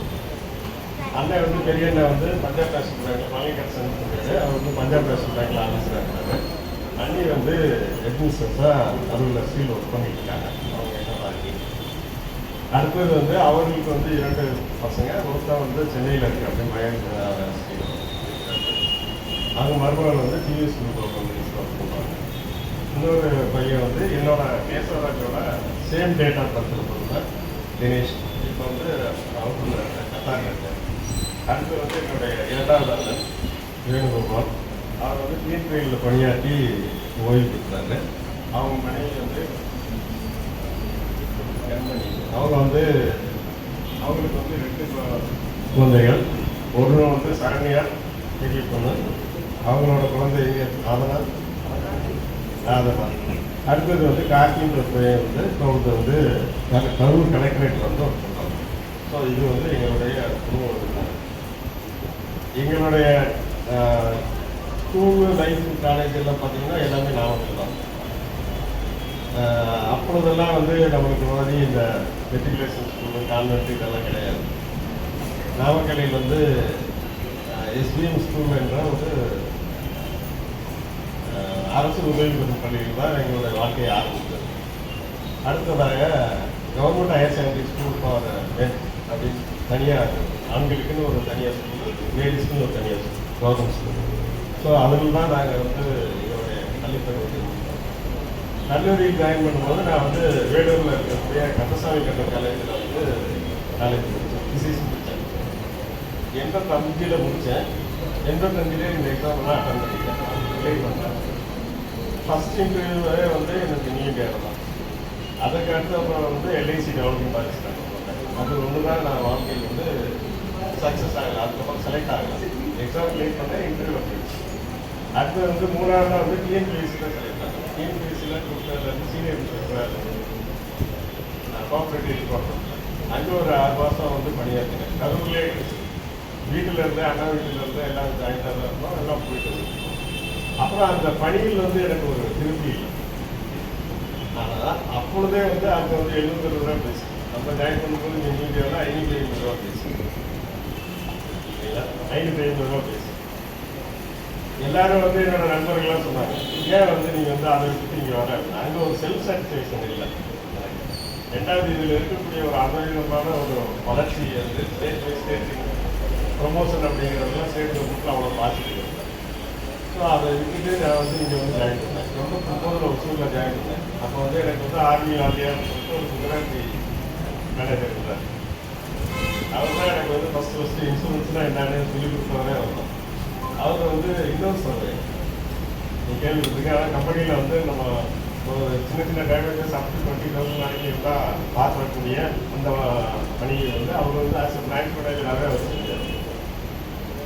அப்போ தோணும்போது தான் இருந்துச்சு. ஸோ வந்து கம்பெனியில் வந்து எல்லா விதமான பணியாளர்களையும் நம்ம வந்து தெரிஞ்சுக்கணும் அப்படிங்கிறது வந்து எனக்கு முதல்ல கற்றுக் கொடுத்தது என்னோட முதல் பிரான்ச் மேனேஜர். அடுத்த 89-90 அங்கே பணியாற்றிட்டு நான் நாமக்கல் வந்தேன். நாமக்கல் வந்தவங்க எனக்கு வந்து முதல் பிரான்ச் மேனேஜர் வந்து சிதம்பரதாஸ் அப்படிங்கிற ஒரு சார் இருக்கார். அவர் என்னுடைய பணி எப்படி அவர்கிட்ட இருந்த ஒரு சில சின்ன நிகழ்வுகளை மட்டும் சொல்லணும்னா, அவ்வளோ ஒரு 1 வருடம் 2 வருடத்தில் அவ்வளோ நம்பிக்கையாக அவர் வந்து தன்னோட பணியில் வந்து அவர் வந்து சிவன் பக்தர். அடிக்கடி கோயிலுக்கெல்லாம் போயிடுவார். லாங் லீவில் போயிடுவார். அப்போ போகும்போது செக் புக்கில் ஒரு சைன் பண்ணி கொடுத்து போவார். என்னை இன்னொரு சைன் நீ போடுறப்ப மற்ற வவுச்சர்ஸ் எல்லாம் சைன்ஷன் பண்ணி எல்லாம் கரெக்டாக இருக்கான்னு பார்த்துட்டு நீ இன்னொரு கேள்வி போட்டுக்கலாம். என்னால் வந்து ஒரு பேமெண்ட் நிற்கக்கூடாது அப்படின்னு. ஸோ அந்த ஒரு நம்பிக்கை வந்து இன்னும் நமக்கு ஒரு உத்வேகம். அதுக்கப்புறமா வந்து வைத்தியநாதன் சார் ஒர்க் பண்ணேன். இப்போ ஒரு HRMSல ஆர்வலாக இருந்தார். இப்போ போயிட்டு கத்தாரில் ஒர்க் பண்ணிவிட்டு இப்போ வந்து பாம்பேயில் இருக்கார். அவர் வந்து ஒர்க் பண்ணும்போது அவர் வந்து நல்லா சிஆர்லாம் வந்து அவ்வளோ அதையும் கொடுத்தார். அன்றைய தினம் வந்து நம்ம தெரியும் வின்சென்ட் சாருக்கு தெரியும். சீனியர்ஸ் இந்த போட்டியில் வரும்போது வின்சென்ட் சார், அப்புறம் வந்து இவர் நம்ம இப்போ இருக்கிற அருள்முருகன் ஆரம்பத்தில் இவர்களெல்லாம் போட்டியில் இருக்கும்போது இவர்களெல்லாம் மீறி வந்து நான் வந்து சீனியர்ஸ் முன்னாடி ஆகிட்டேன். அப்போ என்னன்னா அந்த சின்சியர் ஒர்க்கு நம்ம பண்ணினதை அவர் எப்படி ஆர்வம் எக்ஸ்பிரஸ் பண்ணார். அப்படிங்கிறதுக்கான ஒரு கிராட்டிடியூட் அதுதான் முதல்ல வந்து தெரிஞ்சது. சீனியர் ரெசிடென்ட் ஆகி நான் குன்னூர் போனேன். அப்போ வந்து பசங்கள்லாம் சின்ன பசங்க. நான் மிஸ்ஸஸ்ட்டை கேட்டேன், எப்படி மேனேஜ் பண்ணிக்கியா அப்படின்னு கேட்டேன். நீ உங்கள் கேரியர் பார்த்தா நீங்கள் குன்னூர் பண்ணிட்டு போங்க, நான் மேனேஜ் பண்ணேன். அப்பா அம்மாவெல்லாம் என்னோட தான் இருந்தாங்க. ஸோ 96-97 வந்து குன்னூர் போயிட்டு அதுக்கு நான் 2003 2005 நான் மும்பையில் வந்து வேகன்சி வரப்போ நம்ம அப்போ வந்து நாமக்கல்ல இருந்தது. இடையில வந்து ஒரு 4-5 டிவிஷன் மேனேஜர் மாறி வைத்தியநாதனுக்கு அப்புறம் வந்து சரச்சந்திரா வந்தார், அப்புறம் டாக்டர் வெங்கடேயா வந்தார், அதுக்கப்புறம் வந்து வெங்கடேசன் சார் எம்எஸ்சி சார் பீரியடில் தான் அவர் வந்து என்னையே கேட்காமையே பாம்பே போகிற லிஸ்ட்டில் வந்து எனக்கு பேர் சேர்த்துக்கிட்டார். ஆர்வம் சொல்லி வந்து லிஸ்ட்டில் ஆட் பண்ணிக்கிங்க, இந்த ஆர்வம் வந்து இவங்கெல்லாம் வராங்க அப்படின்னு சொல்லி. ஸோ அந்த காலகட்டத்தில் வந்து நீங்கள் சிவலிங்கம் சார்லாம் இங்கே ஆஃபீஸராக ப்ரொமோட் ஆகும்போது நாங்கள் வந்து மும்பை போனோம். அச்சையா, முருகையா, ராஜேஷ்னு ஒருத்தர், நான் ஒன்று, 4 பேர் வந்து நாங்கள் வந்து மும்பை போய் ஒரு தனியாக ஒரு வீடு எடுத்து வெஸ்டர்ன் கேட்ஸில் வெஸ்டர்ன் ரயில்வேல வந்து ஒரு ஏரியாவில் வந்து ஸ்டே பண்ணிவிட்டு ஹெச்ஓவில் ஒர்க் பண்ணோம். ஹெச்ஓவில் போய் ஜாயின் பண்ணும்போது அங்கே வந்து அந்த வெஸ்டர்ன் ரீஜன் வேகன்சிக்கு வந்துட்டாங்க அப்படின்னு ஒரு ஃபீல் வந்தோடனே அங்கே இருக்கிற லோக்கலில் இருக்கிறவங்களே வந்து சப்போர்ட்டிவாக இருக்கும் முதல்.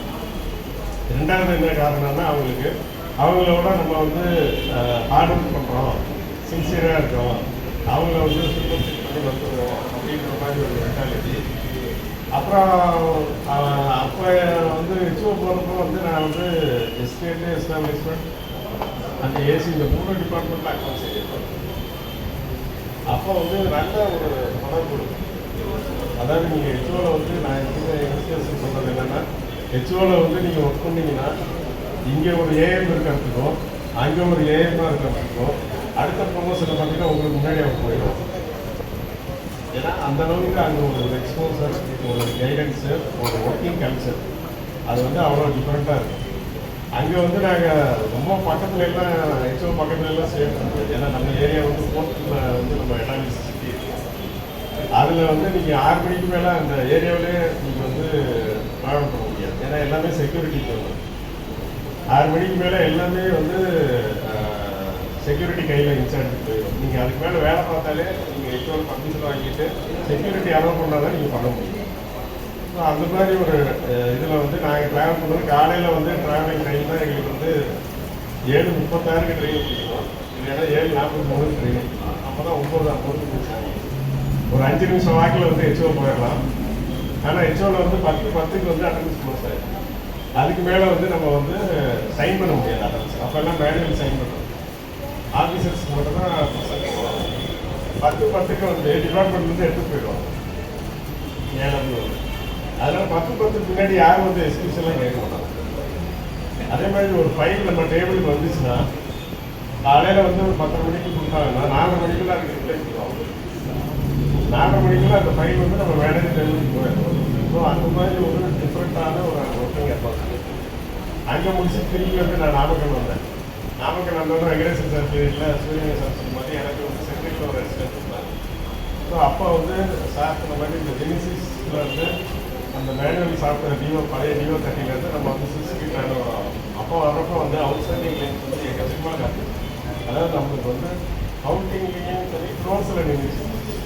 அப்போ வந்து சார் வந்து எனக்கு வந்து ஒரு சூப்பராக போட்டாங்க ஃபஸ்ட்டு போஸ்டிங். நான் அங்கேருந்து 6 வாங்கிட்டு வரணும். மாம்பேல வந்து 6 வாங்கிட்டு நான் ஃபேமிலி ஷிஃப்ட் பண்ணேன். நான் எப்பயுமே ஃபேமிலி வந்து நாமக்கல்லே தான் வச்சுருக்கேன். வந்து ஃபேமிலி ஷிஃப்ட் பண்ணவே இல்லை. அப்போ நாமக்கல் திரும்பி வந்தோடனே வெங்கடேசன் சார் வந்து ஒசூர் போட்டிருக்கு அப்படின்னு சொன்னோம்னா அவர் எனக்கு இங்கே ஆள் தேவையாக இருக்கு, என்ன பண்ணான்னு தெரியல. நாம் யாரையுமே இல்லை, நேராக ஆர்வம் போயிட்டு ஆரம் பார்த்தேன். ஃபஸ்ட்டெல்லாம் போய் பார்த்தேன். பார்த்துட்டு ஒசூரில் எனக்கு எத்தனை வருஷம் எக்ஸ்பீரியன்ஸ் பண்ணீங்கன்னு கேட்டேன். எனக்கு திருப்பி நான் நாமக்கல் போனால் எப்போ தெரியுங்க, ஏன் எனக்கு ஒசூர் போகணும், நான் ஒசூரில் ஆஃபீஸரே இல்லைன்னா நான் போய் பார்த்தா அங்கே நண்பர் குரூப்பில் சாப்பிட்டு வெங்கடேசன் எல்லாம் கேட்டாங்க. அப்படியே திரும்பி வந்தேன். திரும்பி வந்துட்டு ஆர்வம் போய் பேசினேன். சார் அங்கே நீங்கள் ஆஃபீஸரே இல்லைன்னு சொன்னாங்க, அங்கே 2-3 பேர் இருக்காங்க, எனக்கு நீங்கள் நாமக்கல் எப்போ தரேன்னு சொல்லுங்கள், நான் 2 வருஷம் 3 வருஷம்னாலும் ஒசூர் பண்ணுவேன். ஏன்னா நான் வந்து 2 வருஷம் வந்து ஃபேமிலியெல்லாம் விட்டுட்டு பாம்பேயில் ஒர்க் பண்ணிட்டு வந்திருக்கேன். அதுக்கு நான் இன்னொரு ஒரு 6 மாதம் வெயிட் பண்ணிட்டு வந்தோம்னா எனக்கு நேரமே நாமக்கல் சொல்லுவாங்க. நான் ஏன் வந்து இப்போ வந்து தேவையில்லாமல் வந்து இடையில ஒரு ஒசூரில் போய் சர்வீஸ் பண்ணோம் அப்படின்னு கேட்டேன்.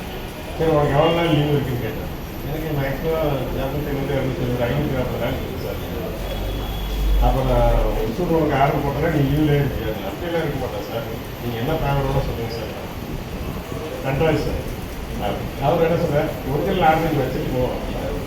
சரி ஒரு வாரம் போய் இது நாமக்கல்ல அப்போ பார்க்கலாம் அப்படின்னாரு. ஒரு வாரம் கழிச்சு நாமக்கல்ல அவரே ஆர்டர் வாங்கினார். ஸோ அதுக்கப்புறம் தான் வந்து வெங்கடேசன் சார் கூட அந்த டிடி எக்ஸசைஸ் வந்து ஸ்டார்ட் பண்ணுவோம். ஸோ அந்த ஃபஸ்ட்டு டைம் இந்த நாமக்கல் டிஓ இந்த 15 மாதம் வேலை பார்த்ததுக்கப்புறம் ஒரு 1.25 கோடி ப்ராஃபிட் வந்து இது வரைக்கும் அந்த நாமக்கல் ஹிஸ்ட்ரியே அந்த மாதிரி வந்திருக்கவே இருக்காது. 1.25 கோடி ப்ராஃபிட் வந்து எல்லாரும் ஆச்சரியப்பட்டாங்க. ஆனால் நான் எல்லாத்துக்குமே ரெக்கார்ட்ஸ் வச்சுருக்கேன். இண்டிவிஜுவலாக ஒவ்வொரு ஆஃபீஸுக்கும் ஒவ்வொரு கிளைனிக்கும் அவங்களுக்கு ஆர்டிஐடி லெட்டர் போட்டு அவங்கள்ட்ட கன்ஃபர்மேஷன் வாங்கி இது ஆல்ரெடி செட்டில் ஆகிருக்கு. உங்களுக்கு தெரியும் எம்சிஓபியில் வந்து சுரேஷ் நல்லா தெரியும். ஒரு நம்பர் வந்து ரீநம்பர் ஆகிருக்கும், பாஸ் அப்படியே இருக்கும். புது நம்பரில் போட்டு செட்டில் பண்ணிடுவாங்க. ஏன்னா அன்னைக்கு தேதியில் வந்து ஜெனிசிஸ் அடிக்கிறப்போ ஒரு நாள் அந்த 200 ஜெய் போடுவாங்க. அப்போ வந்து யாருனாலையும் அதை வந்து அக்யூரஸியாக பார்க்க முடியாது. ஆனால் நான் வந்து எல்லாருக்குமே ஃபைல் வச்சேன். எனக்கு மெடிசன் காப்பி வந்ததுனாலே நான் வந்து அந்த அதர் கோர்ட்டுக்குமே நான் ஃபைல் வச்சேன். அப்போ ரெஜிஸ்டர் பண்ணியிருக்கான்னு பார்ப்பேன். ஸோ அந்த இதுக்கும் வந்து நான் ஆர்டிஐடி லெட்டர் போட்டோம். நானும் செந்தில் வச்சு அவளையுமே எங்களுக்கு வந்து சூப்பராக ரிப்ளை வந்தது. அத்தனையும் ரெக்கார்டு வச்சுட்டு போட்டோம். ஏன்னா ஆடிட்டு வந்து திடீர்னு 1.25 கோடி ப்ராடக்ட் வந்ததுன்னா எப்படின்னு கேட்பாங்கல்ல. ஸோ அந்த டைம் வந்து பண்ணி கொடுத்தது நாமக்கல்லில் வந்து அவ்வளோ அற்புதமாக பண்ணோம். அதுக்கப்புறம் வந்து எனக்கு வந்து நாமக்கல்லில் வந்து ட்ரான்ஸ்ஃபர் வந்து எனக்கு அசிஸ்டன்ட் மேனேஜராக கொடுத்துருக்கோம். இது அசிஸ்டன்ட் மேனேஜராக லீகல் கொடுத்துருக்கோம். லீகல் வந்து சேலம் போகும்போது எங்களுக்கு லீகல் இன்சார்ஜே இல்லை. நானும் மிஸ்டர் குரு பிரசாத் தான் 2 பேரும் ஏன் கேட்டோம். ராஜா எங்க கூட இருந்தார். ஸோ நாங்கள் 3 பேர் ஆஃபீஸரு, இன்னொரு அருணாதேவின்னு ஒரு சீனியர் அசிஸ்டண்ட்டு, இன்னொரு நந்தினின்னு ஒரு பொண்ணு, 5 பேர் தான் இருந்தோம். இதே மாதிரி வந்து 10-12 கோர்ட்டு பார்த்தோம். நான் என்னோட கோர்ட்டுக்கு நான் செட்டில்மெண்ட் போகும்போது குரு எனக்கு அசிஸ்டண்டாக இருப்பார். குருவோட கோர்ட்டுக்கு போகும்போது நான் அவருக்கு அசிஸ்டண்டாக இருப்பேன். அதாவது தருமபுரி கிருஷ்ணகிரியெல்லாம் வந்து அவ்வளோ ஒரு டஃபஸ்ட்டு கோர்ட்டு. அங்கெல்லாம் நீங்கள் வந்து லோக்கல் செட்டில்மெண்ட் வந்து பண்ணவே முடியாது. அங்கே போய் பண்ணி காட்டணும். 100, 200, 300 கேஸஸ் செட்டில் பண்ணுவோம். இங்கேருந்து ஃபைல் அப்படியே அள்ளிட்டு போவோம் காரில். அங்கே போய் உட்காந்து ஒரு நாள் ஃபுல்லாக செட்டில் பண்ணிட்டு வருவோம். அப்போது வந்து நம்மளுக்கு வந்து எனார்மஸாக பவர்ஸ் மேனேஜ்மெண்ட்டே வந்து யார் வேலை அதிகமாக செய்கிறாங்களோ அவங்களுக்கான இதை வந்து மரியாதை செய்கிறதுல வந்து ரொம்ப நேற்று ராஜா பேசும்போது சொன்னேன். நான் ராஜஸ்ரீக்கு அந்த மேடம் கிட்ட வந்து நாங்கள் ஒசூரில் போயிட்டு இந்த மாதிரி கேட்குறாங்க, லோக்கல் செட்டில்மெண்ட் கேட்குறாங்க மேடம், டெத் கேஸ்லாம் கேட்குறாங்க. நான் எப்படி மேடம் பேசுகிறது, நான் வந்து ஏஎம்ஆர் தானே இருக்கேன் அப்படின்னு. ஏன் ஏஎம்ஆர் இருந்தால் என்ன, நான் இருக்கேன்ல, நான் தானே மேனேஜர் உங்களுக்கு, நான் ப்ரூவ் பண்ணி தரேன், 7 மீட்டர் வரைக்கும் பேசுகிறேன். இந்த மாதிரி ஒரு அதே மாதிரி லீகல் கேசஸ் வந்து எங்களுக்கு வெட்டு இல்லாமையே நாங்கள் 2 பேரும் செட்டில் பண்ணும்போது அவ்வளோ ஃபைல்ஸ் வந்து அத்தியப்பன் சார் டிஜிமாக இருக்கும்போது சரி, பிரபாகர் ஆரம்பமாக இருக்கும்போது சரி, ஒரு 3 மாதத்துக்கு ஒரு வாட்டி தான் வருவாங்க சேனல் வந்துட்டு அவ்வளோ ஃபைலும் நாங்கள் ரிலீஸ் பண்ணியிருப்போம். எல்லா பேமெண்ட்டும் போயிருக்கோம். வந்து அப்ரூவல் மட்டும் இன்சூரன்ஸ் மட்டும் போட்டு போயிட்டே இருப்பாங்க. என்னன்னே கேட்டதே இல்லை. இது வரைக்கும் என்னையோ குருபிரசாத்தையோ ராஜாவையோ யாருமே வந்து எந்த கேள்வியுமே கேட்டதில்லை. அந்த ஒரு இதுக்கு ரெஸ்பெக்ட்டுக்கு தான் 3 வருஷம் முடிஞ்சோன்னா நாங்கள் கேட்காமலே எங்களுக்கு ட்ரான்ஸ்ஃபர் கொடுத்தாங்க. நீங்கள் எந்த ஊருக்கு போகணும், நாமக்கல்லா, அதே மாதிரி குருவுக்கு வந்து ஈரோடா, ஈரோடு. அதுக்கு 1 மாதத்துக்கு முன்னாடியே ராஜாவுக்கு ஈரோடு. அந்த அளவுக்கு வந்து மேனேஜ்மெண்ட் வந்து நம்ம என்ன வேலைகள் நம்ம வந்து நம்பி நம்ம கொடுக்குறாங்களோ அதை செஞ்சு கொடுத்தோம்னா அவ்வளோ ரெஸ்பெக்ட் கிடைக்கும். அந்த காலகட்டத்தில் தான் நான் பசங்க 2 பேரையும் வந்து காலேஜில் சேர்த்துனா அந்த சேலம் போக முடியும். அப்போ வந்து அவ்வளோ இங்கேயும் பிரச்சனை இருக்கும், வெளியிலையும் பிரச்சனை இருக்கும். ஆனால் அது எதுவுமே பண்ணாமல் நம்ம மிங்கில் பண்ணதுனால தான் அந்த சிறப்பாக நான் எப்பயுமே வந்து ஒரு டிவிஷன் மேனேஜர், எல்லா டிவிஷன் மேனேஜருக்கையும் நம்ம நல்ல ரிலேஷன்ஷிப்போட இருக்க முடியாது. கொஞ்சம் பேர்கிட்ட சண்டை இருக்கும். அவங்ககிட்ட வந்து பண்ணும்போது என்னென்னா நிறைய வேலைகள் செய்யும். சண்டையாக இருக்கிறாங்கன்னா அவங்களுக்கு வந்து கம்மியாக இருக்கிறாங்க. ஒருத்தர் வந்து ஜாலியாக இருக்கிறாரு, நல்லா நம்மளுக்கு அட்ஜஸ்டபுளாக இருக்காருன்னா அவருக்கு 5 ஃபைல் வச்சுக்கோங்கன்னா சண்டை போடுற டிவிஷன் மேனேஜர் 10 ஃபைல் வைப்பாங்க. அப்படிதான் நான் வந்து என்னோட பாஸ்கிட்ட எல்லாம் அவங்கள்ட்ட இருக்கிற சண்டையை வந்து நேராக வந்து எதிர்கொள்ள மாட்டேன். அதுக்கு வந்து இன்டைரக்டாக ஒரு 10 ஃபைல் வச்சோம்னா அவங்க என்னடா இது இவ்வளோ வேலை பார்க்கலாம் அப்படின்னு சொல்லிட்டு அவங்க ட்ரீட் பண்ணுவாங்க. அந்த மாதிரி வந்து என்னோட ஜீவிதத்தை வந்து மாற்றிட்டு நான் பார்த்தா என்னோடய வேலையை வந்து தொடர்ந்து பண்ணிக்கிட்டே இருப்பேன். அப்போ வந்து என்னோடய ஃபேமிலியிலேயும் என்னோடய குரோத் வந்து மாறிட்டு வந்து அப்போ தான் காலேஜ் ஸ்டார்ட் ஆகிடுச்சு. காலேஜ் ஸ்டார்ட் ஆகும்போது முதல் சந்திக்கு போகும்போது காலேஜ் போனேன். நேரவழி வந்து கவர்மெண்ட் காலேஜஸ் மிஸ் பண்ணாங்க. ஸோ அவங்களோட அந்த எய்ம் மிஸ் பண்ணக்கூடாதுன்னு சொல்லிட்டு நைட்டு வந்து self finance college start. Second செம்முக்கு போகும்போது அதே சேம் ப்ராப்ளம். அவனோட இவனுக்கு பர்சன்டேஜ் அதிகமாக வந்துச்சு. அவனுக்கு அஞ்சு கட் ஆஃப் வந்து 10ல் சேம் ப்ராப்ளம். ஃபஸ்ட்டு செம்முக்கு என்ன வந்துச்சு அதே தான் வந்து சரி பரவாயில்ல மேனேஜ் பண்ண முடியுமா பார்க்கலாம் அப்படின்னு சொல்லிட்டு மேனேஜ் பண்ணேன். அப்போ வந்து என்னோட இதில் வந்து என்ன சொன்னேன்னா நான் லோன் போனேன். கம்பெனி ஹவுசிங் லோனை வந்து நான் க்ளோஸ் பண்ணிவிட்டு வெளியில் ஐஓபியில் போயிட்டேன். போனப்போ அந்த ஐஓபியில் இருக்கிற ஒரு மேனேஜர் வந்து அந்த யூனிவர்சிட்டி ஃபஸ்ட் செம்மில் பார்த்துட்டு சொன்னாங்க, நாளைக்கு உங்களுக்கு செகண்ட் செம்முக்கு இந்த பிரச்சனை வந்துச்சுன்னா சார் இல்லை சார் அதெல்லாம் வராது சார், இது மட்டும் மேனேஜ் பண்ணுங்க சார். இல்லை அதுக்கும் சேஃபாக பண்ணணும்னா நீங்கள் வந்து ஹவுசிங் லோனை க்ளோஸ் பண்ணிட்டு இங்கே கொண்டு வந்துருங்க அப்படின்னு. அது ஆனால் உண்மையிலேயே அவர் சொன்ன ஒரு ஜட்ஜ்மெண்ட் வந்து என்னால் எப்படி ஆச்சரியமாக இருந்தது. ஆனால் அது மாதிரி தான் நடந்தது. பட் லக்கிலி வந்து எல்லாமே மேனேஜ் பண்ணிட்டு வந்தாச்சு. இப்போ வந்து ஒரு நல்ல சூழ்நிலையில் இருக்கிறோம் அப்படின்னா வந்து காரணம் வந்து அவங்களோட 2 பசங்களோட ஆர்வம். நான் சொல்லிட்டேன் ஃபஸ்ட்டு எம்பிபிஎஸ்க்கு வந்து யூபிக்கே நம்ம ஸ்ட்ரகிள் பண்ணிட்டோம். பிஜிக்கு வரும்போது நீங்கள் கவர்மெண்ட் காலேஜ் எடுத்துக்கணும், நீங்கள் என்ன அதுக்கான இது வந்து கோர்சஸ் ஏதாவது ஸ்டடி போனதுன்னா நீங்கள் போங்க அப்படின்னு சொல்லி சரி சென்னையில் போய் ஜாயின் பண்ணாங்க. சென்னையில் போய் ஜாயின் பண்ண கோர்ஸ் போகாமல் நம்ம பிஜி எம்பிக்கு வந்து எடுக்க முடியாது. ரொம்ப டஃப்பான பிஜி. ஏன்னா ஒரு லிஸ்ட்டு 80,000 பேர் 2 லட்சம் பேர் எழுதுனாங்கன்னா 15,000 20,000 பேருக்கு தான் சீட் கிடைக்கும் ஆல் இண்டியா கோர்ஸ். ஸோ அந்த டஃப் பீரியடை நம்ம எதிர்பார்த்த மாதிரி அவங்க 2 பேருமே பண்ணி கொடுத்தாங்க. ஆனால் இந்த வளர்ச்சிகள் இதில் எல்லாமே வரும்போது நான் வந்து வீட்டில் வந்து நான் அதிகமாக ஷேர் பண்ணிக்கிட்டே இருக்கேன். அவங்க என்னோட மனைவி வந்து அவங்க பசங்க சொன்ன மாதிரி அவங்ககிட்ட பசங்கள்கிட்ட நல்லா பேசிக்குவாங்க. எல்லாமே நான் இந்த குடும்ப விஷயங்கள்லாம் இந்த பண விஷயங்கள்லாம் வந்து அதிகமாக நான் வந்து அவங்களோட கல்வியை வந்து அஃபெக்ட் பண்ணிடக்கூடாதுங்கிறதுல நான் தெளிவாக இருந்தேன். ஸோ அவங்க எல்லா கோர்சஸ் எல்லாம் முடிகிற டைம் வரைக்கும் எனக்கு ஃபுல் அண்ட் ஃபுல் சப்போர்ட் வந்து எனக்கு மனைவி தான் பண்ணாங்க. ஏன்னா அவங்களுக்கு வீட்டிலையும் நீங்கள் வந்து ஒரு அமைதி இல்லைன்னா அலுவலகத்துலேயும் அமைதி கண்டிப்பாக இருக்க முடியாது. ஸோ வீட்டில் வந்து நீங்கள் வந்து எல்லாரும் சமாளிக்கக்கூடிய ஒரு அமைதியான ஒரு இதில் வந்து நம்ம பாஸ் பண்ணிட்டு வரக்கூடிய கெப்பாசிட்டி இருக்காங்கன்னா நம்ம அதை வந்து ஆஃபீஸில் வந்து ஃபுல்லாக கன்வெர்ட் பண்ணணும். ஸோ முடிச்சு வந்தேன். அதுக்கப்புறம் நாமக்கல்லேருந்து கூப்பிட்டு எனக்கு வந்து ஈரோடு போறியா அப்படின்னு வந்து சிஆர்எம் கேட்டார். ஒரே நாள் தான் எனக்கு யோசிக்கிறதுக்கு டைம் கொடுத்தாரு. நான் ரெடியாக அக்செப்ட் பண்ணிட்டு வந்தேன். இங்கே வந்தவொன்னே 2022 வந்து ஜாயின் பண்ணேன். நான் வந்தப்போ மனோகர் சார் சும்மா வந்துட்டு போயிட்டு இருந்தார். அவருக்கு வந்து பிஸ்னஸ் அசோசியேட்டாக ஆர்டர் இஷ்யூ பண்ணல இல்லைங்களா சார். அப்புறம் வந்து நான் வந்ததுக்கப்புறம் சிஆர்கிட்ட பேசிட்டேன். அவர் வந்து இல்லை அது இப்படி அப்படின்னு சொன்னார். இல்லைங்க சார் அவர்கிட்ட இவ்வளோ பொட்டன்ஷியல் இருக்குது, நம்ம வந்து இதை மிஸ் பண்ணக்கூடாது, இதை மிஸ் பண்ணால் நம்மளுக்கு கஷ்டம், அவர் வந்து டார்கெட் கொடுக்க பண்ணிடுவார் அப்படின்னு சொன்னார். இப்போ அவருக்கு பிஸ்னஸ் அசோசியேட் இருக்கிறோம். அதே மாதிரி என்னோட பீரியடில் என்ன கூட இருக்கிற எல்லா அசிஸ்டன்ட்ஸு ஆஃபீஸர்ஸ் எல்லாத்துக்குமே மேக்ஸிமம் ப்ரொமோஷன்ஸ் வந்து என்னோடய பீரியடில் எல்லாருக்குமே கிடைக்கும். எனக்கு கீழே சீனியர் அசிஸ்டண்ட்டாக இருக்கிறவங்க, ஆஃபீஸரானவங்க, இல்லை ஆஃபீஸரானவங்களுக்கு இங்கே நியர்பை பிளேஸில் எங்கேயாவது வேறு பக்கம் க்ளோசிங் ஆகிருக்கு, அவங்களுக்கு ஃபேமிலி டிஸ்டர்ப் ஆகுது அப்படின்னா ஆர்வம் பேசினா நான் அதிகமாக யாருக்கிட்டையும் அதிகமாக கேட்டதில்லை. அதனால் நான் கேட்டதான் பண்ணி கொடுத்துருவாங்க. அது மாதிரி தான். அது மாதிரி இங்கே கடைசியாக வந்து நான் ராஜாவை சந்திக்கும் போது ராஜா கிட்டத்தட்ட 6 வருடம் இங்கே கம்ப்ளீட் பண்ணியிருந்தேன். அப்புறம் 3 வருஷம் முடிஞ்சாலே அடுத்த நாள்லேருந்து எனக்கு ட்ரான்ஸ்ஃபர் பண்ணி தெரிஞ்சுக்கிட்டு இருப்பாங்க. இவர் 6 வருஷம் ஆகிடுச்சு. அப்போயே என்ன சொல்கிறாரு சிஆர்எம் வந்து இல்லை எப்படி அவங்க நீங்கள் மேனேஜ் ராஜா அப்படின்னு கேட்டார். சார் முதுகுமார் இருக்கார் சார், நான் பார்த்துக்கிறேன், நீங்கள் அவங்க ஆர்டர் கொடுங்க சார், ஒரு மனிதன் வந்து ரொம்ப கஷ்டப்பட்டுருந்தாரு அப்படின்னு சொன்னோடனே அடுத்த மாதமே ஆர்டர் கொடுத்தார். அதுக்கப்புறம் முத்துக்குமாருக்கு ப்ரொமோஷன் வந்து ஆர்டர் வந்தப்போ நான் என்ன சொன்னேன், சார் ஆளே இல்லையே சார், இப்போ நீங்கள் இவரே எடுத்துட்டீங்கன்னா எப்படி சார் மேனேஜ் பண்ணுறதுன்னு சிஆர்எம் கேட்குறப்போ அவர் வேறு வழி இல்லை என்ன பண்ணுறது அப்படின்னா, சரி அடுத்து வர ஆஃபீஸர் போஸ்டிங் எனக்கு தெரியுங்களான்னு கேட்டேன். வருவேன் சொன்னார். அதுதான் கவிதாஞ்சலி வந்து 4 பேர் தான் இந்த ரீதியிலேயே போஸ்ட் ஆனாங்க. அவங்க 10:30 மணி 11 மணிக்கு ட்ரைனிங் பண்ணுறாங்க. எனக்கு 3 மணிக்கெல்லாம் ஆர்டர் போட்டாங்க. 3 மணிக்கெல்லாம் உங்களுக்கு புது சேலத்துலேருந்து வந்து ஜாயின் பண்ணுது. ஆனால் ஸ்பெஷல் ஹேண்டு தான், நீங்கள் மேனேஜ் பண்ணிக்கிறியான்னு கேட்டார். அதோட பிரச்சனை இல்லை சார், நான் எல்லாமே அவங்களுக்கு ஃபீல் பண்ணிடுவேன் அப்படின்னு சொன்னேன். சொன்ன அடுத்த நாள் வந்தேன். ஸோ அந்த மாதிரி நம்ம வந்து மேனேஜ்மெண்ட்டு கூட ஒரு எப்பயுமே ஒரு இன்ட்ராக்ஷனோட அப்போ தான் நம்ம நிறைய விஷயங்களை வந்து சக்ஸஸ் பண்ணோம். உங்களோட சுரேஷுக்கு நல்லா தெரியும்.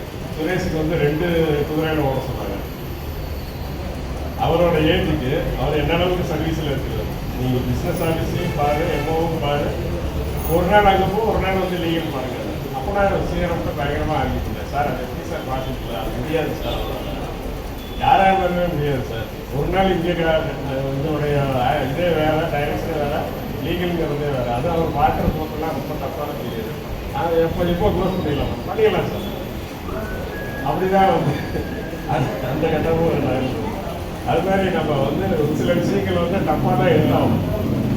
ஆனால் தப்பாக எடுத்த காலத்துலேயும் எனக்கு வந்து மேனேஜ்மெண்ட் வந்து எவ்வளோ தூரம் எல்லாமே ஹெல்ப் பண்ணது. என் மனைவி சொன்ன மாதிரி இவ்வளோ தூரம் வாழ்ந்ததுக்கு காரணமே வந்து நியூ இந்தியா தான். நியூ இந்தியாவோட ஒரு போஸ்டிங் இல்லை, இதில் ஒரு நியாயமான ஒரு வளர்ச்சி இல்லை அப்படின்னா நம்ம இந்த மாதிரி ஒரு நிலையை வந்து கண்டிப்பாக அடைஞ்சிருக்கவே முடியாது. சொன்ன மாதிரி நம்ம எப்பயுமே இன்ட்ராக்ஷனுக்கு நம்மளோட ஸ்டேக் ஹோல்டர்ஸ் வந்து நல்லா இருக்கும். நம்ம அட்வொகேட் சொன்னார் இல்லையா, ஆர்டிஐ கோபாலகிருஷ்ணன், அவரோட வந்து ஜாலியாக ஒரு நாள் காலையில் 6 மணிக்கு ஸ்டார்ட் பண்ணோம், 9 மணிக்கு அவரோட டிஸ்கஷன் அந்த 70 ஸ்லாட்லேயும். அதுமாதிரி நம்ம வெங்கடேசன் சார் சொன்ன மாதிரி வெங்கடேசன் சார்கிட்ட நிறைய இன்வெஸ்டிகேஷன் வந்து பேசியிருக்கோம். அப்புறம் அவர் வந்து ஒரு மீட்டிங் அரேஞ்ச் பண்ணியிருந்தார் பள்ளிப்பாளையத்தில் வந்து காலேஜில் போயிட்டு அந்த இன்சூரன்ஸ் அவேர்னஸ் சொல்லி ஒரு 45 மினிட்ஸ் பேசுவோம். அது அவ்வளோவா லைக் பண்ணாங்க. அந்த மாதிரி வந்து நிறைய வந்து நம்ம பன்முகமாக நம்மளோட டைரக்ஷன் வந்து வளர்த்துக்கணும். இன்வெஸ்டிகேட்டர்ஸ் சர்வேயரோட பேனல் அட்வொகேட்டுகள், பெட்டிஷனர் அட்வொகேட்டுகள், இவங்களோடய நம்ம ரிலேஷன்ஷிப்பில் இல்லைன்னா கம்பெனி பேசலாம். அதனால் இதுக்கு எல்லாமே நம்மளோட நாலேஜ் வந்து ரொம்ப யூஸ்ஃபுல்லாக இருக்கும். இப்போ சேகர் சொன்ன மாதிரி சேகர் மாதிரி ஒரு சப்ஸ்டான்ஸ் இருக்காங்கன்னா அது வந்து ஃபைல் அவ்வளோ ஈஸியாக ரொட்டேட் பண்ண முடியாது. சேகர் ராஜ் 2 சப்ஸ்டான்ஸ் வந்து எங்களுக்கு நாமக்கல்ல கிடைச்சாங்க. அவ்வளோ அருமையாக இருந்துச்சு. இப்போ வந்து இதே எடுத்து அது கூட வரைக்கும் 9 months அதுக்கு வந்து ஃபைல்ஸ் எடுத்து ட்ரான்ஸ்ஃபர் பண்ணுற வரைக்கும் எங்களுக்கு ஈவன் ரிட்டையர்ட் ஆகி கூட வந்து அவரோட சர்வீஸ் என்ன நம்ம யூஸ் பண்ணுவோம். ஸோ அந்த மாதிரி நம்ம இன்வெஸ்டிகேட்டர்ஸ் நான் ரமேஷ் குமார் வந்திருக்காரு. அவர் வந்து நல்ல நண்பர். கம்பெனிக்காக வந்து நிறைய கேஸில் வந்து எனக்கு தெரிஞ்சு நல்ல ரிப்போர்ட் வெங்கடேசன் சார் தான் வந்து தமிழ்நாடு இன்வெஸ்டிகேஷன் வந்து லீட் பண்ணுறாங்க ஆஸ் அ பிரசிடெண்ட்டாக. ஸோ இந்த மாதிரி எல்லா விதமான நண்பர்களோட துணை இல்லைன்னா நம்மளோட இந்த சக்ஸஸ் வந்து இவ்வளோ இருக்காது. அதனால் அதேவரையும் நான் விரும்பி கேட்டுக்கொள்வதற்காக கண்டிப்பாக வந்து நியூ இந்தியா அன்றைக்குமே கைவிடாது. கஷ்டப்பட்டு நேர்மையாக உழையுங்கள். உதயம் கேட்டுக்கொள்கிறேன்.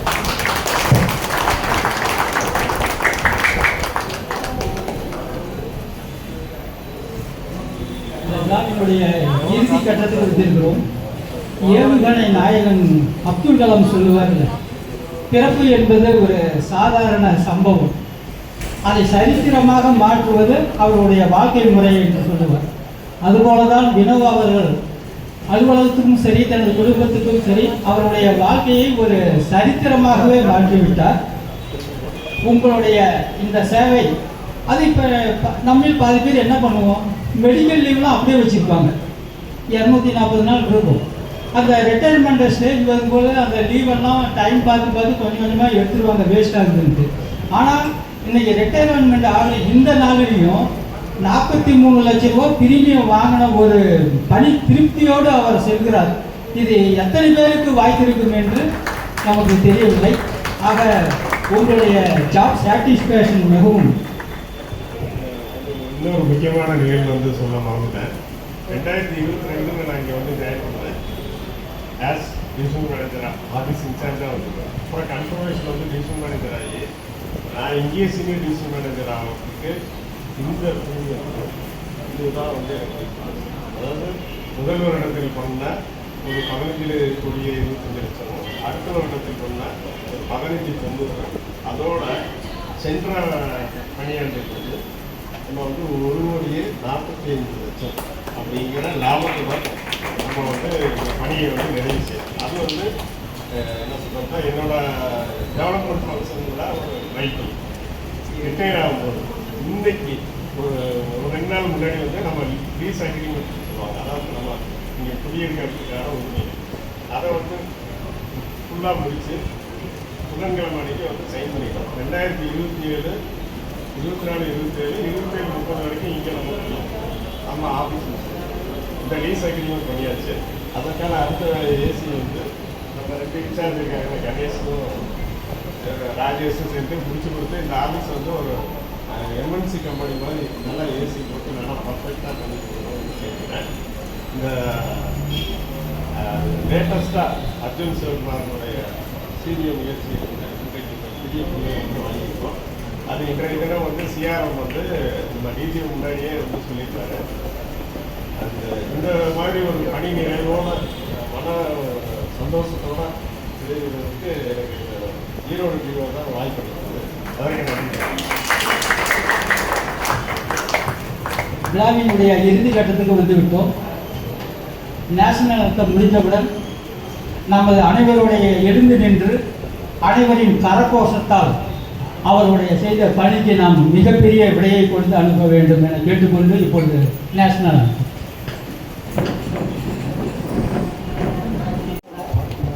நாளைக்கு வந்து நாமக்கல் நகராட்சி மண்டபத்தில் ஃபங்க்ஷன் இருக்குது. நீங்கள் மதியம் விருந்தங்கள் நீங்கள் அனைவரும் அங்கே அவசியம் வந்து கலந்து கொள்ள வேண்டும். நாளைக்கு சிஆர்எம் ரிட்டையர்மெண்ட் ஃபங்க்ஷனால் சிவலிங்கம் சார், நான் ராஜமாணிக்கம்லாம் நாளைக்கு 6 மணிக்கு நாங்கள் அங்கே போகிறோம். அதனால் நீங்கள் அனைவரும் அங்கேயும் சென்று அவரோடு நாளை முழுதும் செலவிட்டு அவரோட சந்தோஷமாக இருக்கும்படி கேட்டுக்கொண்டு இப்பொழுது நம்மளுடைய அனைவருடைய பார்த்த கரகோஷத்தோடு அவருடைய பணிக்கு பிரியாவிடை கொடுக்குது.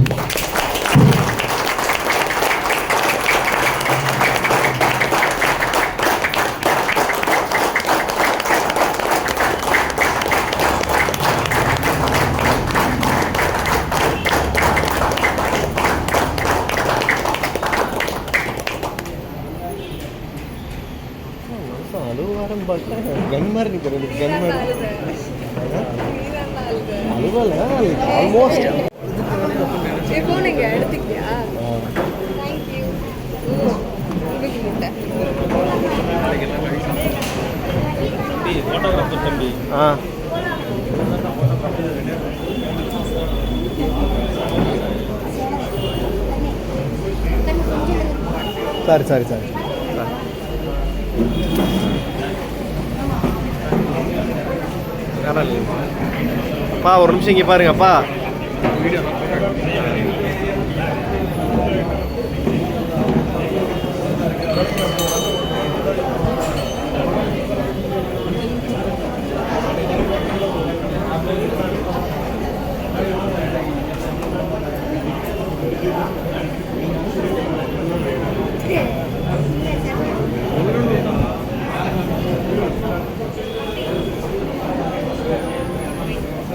நவீன்